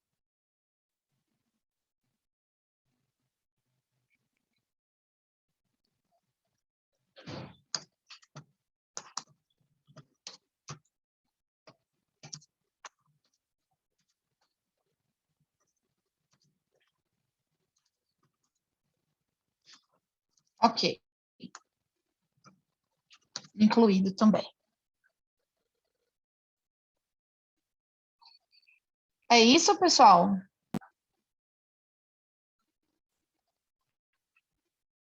Conseguimos? Eu vou ficar, na hora de fazer esse negócio no plano municipal, eu vou ficar com dúvida, tá? De como a gente vai conceituar. Mas... Só para dizer também que, assim, a gente está discutindo tudo isso aqui, a Magê, vocês estão vendo, está organizando toda essa, né, o que foi dito e tudo mais, mas a gente continua, né, à disposição para que, né, a gente sempre reitera isso, né, que a gente está sempre à disposição para que a comunidade entre em contato com o conselho e esteja sempre participando, junto com o conselho, inclusive, né, da construção de políticas públicas. A gente está em conjunto aqui trabalhando pelo melhor para todos, né? A gente está em nome de todos, né, que trabalham na cultura, pela cultura aqui em Ribeirão. Por isso que eu aproveito também para convidar todos que têm interesse em participar, se bem que aqui a gente tem poucas pessoas que já não sejam do conselho, mas reitero, que participem das reuniões ordinárias do Conselho, que acontecem todas as segundas, terças-feiras do mês, para sempre estar por dentro do que está acontecendo. Essas reuniões são sempre abertas, né, ao público. Divulguem isso, participem e propaguem, né, as coisas que acontecem, o quanto a gente tem também trabalhado em nome de todos, porque eu acho que o objetivo nosso maior é esse, né? É pensar no melhor para todos, né? Por isso que a gente abre esse espaço de escuta, porque a gente precisa ouvir os nossos pares para saber o que de fato é uma necessidade geral, o que é prioridade, enfim, né? E até mesmo o que não é, mas que também é uma necessidade, né? Enfim, a gente precisa ter esse espaço, essa relação de diálogo aqui para poder fazer as coisas acontecerem da melhor maneira, né? A gente sabe que a cultura em Ribeirão, ela é uma cultura muito rica, a gente tem muitas coisas acontecendo aqui, muito pouca divulgação do que acontece, né? Então, eu acho que é muito importante que a gente, como setor, a gente se una, né, para trabalhar em prol do nosso trabalho. Cultura também dá trabalho, é trabalho. Ô, Débora, posso tirar uma dúvida? Como eu fico sabendo das reuniões do conselho? Tipo, por onde eu consigo acesso a isso? Elas acontecem todas as segundas, terças-feiras do mês, e aí você pode entrar em contato com a própria secretaria ou com a gente mesmo, com o conselho. Tudo bem. Mesmo esquema das redes sociais, então? É isso aí. Então tá bom. Olha, geralmente a gente divulga nos grupos, né, que a gente tem acesso no WhatsApp, até mesmo no grupo do fórum, no grupo da Frente de Cultura, a gente fala sobre as reuniões. Sempre deixa à disposição quando a gente cria o link lá para fazer. Mas é isso, entre em contato e sempre que quiser participar, tá aberto. Só se informar um dia antes, no dia, enfim, é isso. Ô, gente, só confirma para mim aqui a questão, além da gente, quem mais estava presente? O John William. O John William. Que eu lembro que falou. Teve uma moça que entrou agora, que também agora eu esqueci o nome dela. Adriana.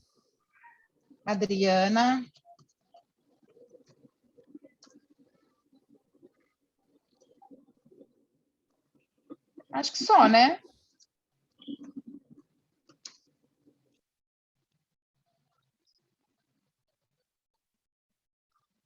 Eu acho que só. Acho que foi isso mesmo. Bom, qualquer coisa a gente consegue incluir. Gente, posso só dar uma palavrinha, Érica? Claro, fica à vontade, Érica, por favor. Eu queria parabenizar vocês, sabe, pela presença, pela atuação, pelo empenho e por essa consciência incrível que vocês têm. Eu nem estou me incluindo, apesar de fazer parte do conselho, nesse momento, porque vocês são heróis da resistência. Então, parabéns, gente. Viu? Parabéns mesmo. Tá? Parabéns pela reunião também. Beijo para todos. Obrigada, gente. Bom, a gente fica à disposição, se mais alguém depois quiser contribuir, né, como a Débora já falou. E vocês também, pessoal, eu passo depois esse esqueminha para vocês lá no grupo, fiquem à vontade para fazer as suas observações, correções, inclusões, exclusões. E também eu acho que isso aqui vai ficar gravado, depois vai ser disponibilizado, né, então a gente pode dar uma olhadinha depois ao final para fazer alguma outra adaptação que seja necessária. Obrigada pela participação, desculpa se por um acaso cometi algum deslize, acho que o Lucas quer falar e a Débora também. Adriana Scarnaves estava presente. Eu pus. Pois é. Não, mas tinha mais uma pessoa além dela, que agora eu não vou me lembrar o nome, mas era uma moça que entrou. Depois qualquer coisa eu dou uma olhadinha também e eu faço a inclusão do nome, tá? Isso. Perfeito. Só para a gente... Quem que está no plano municipal mesmo? Está escrito lá da Secretaria? É o Tiago? É o Tiago. Só para lembrar também que em breve a gente vai ter também aquela sala de escuta geral, né, baseada em todas as salas que a gente teve até agora. Essa daqui é a última, né, a gente está fechando, então a sala de escuta de setor. Agora a gente vai fazer uma reunião geral, que provavelmente será em janeiro, uma nova sala de escuta de todos os setores juntos para a gente rever tudo isso que foi falado, e depois a gente vai ter outras salas de escutas, mas aí de espaços, e aí a gente vai para cara a cara aí, vamos para a luta aí, corpo a corpo. Então, em breve também a gente libera também esse calendário aí, essa agenda das novas salas, Então, fiquem atentos também nas redes sociais, que a gente está sempre deixando lá avisado. Show. Obrigada, pessoal. Até mais. Boa obrigada. noite. Valeu. Fiquem bem.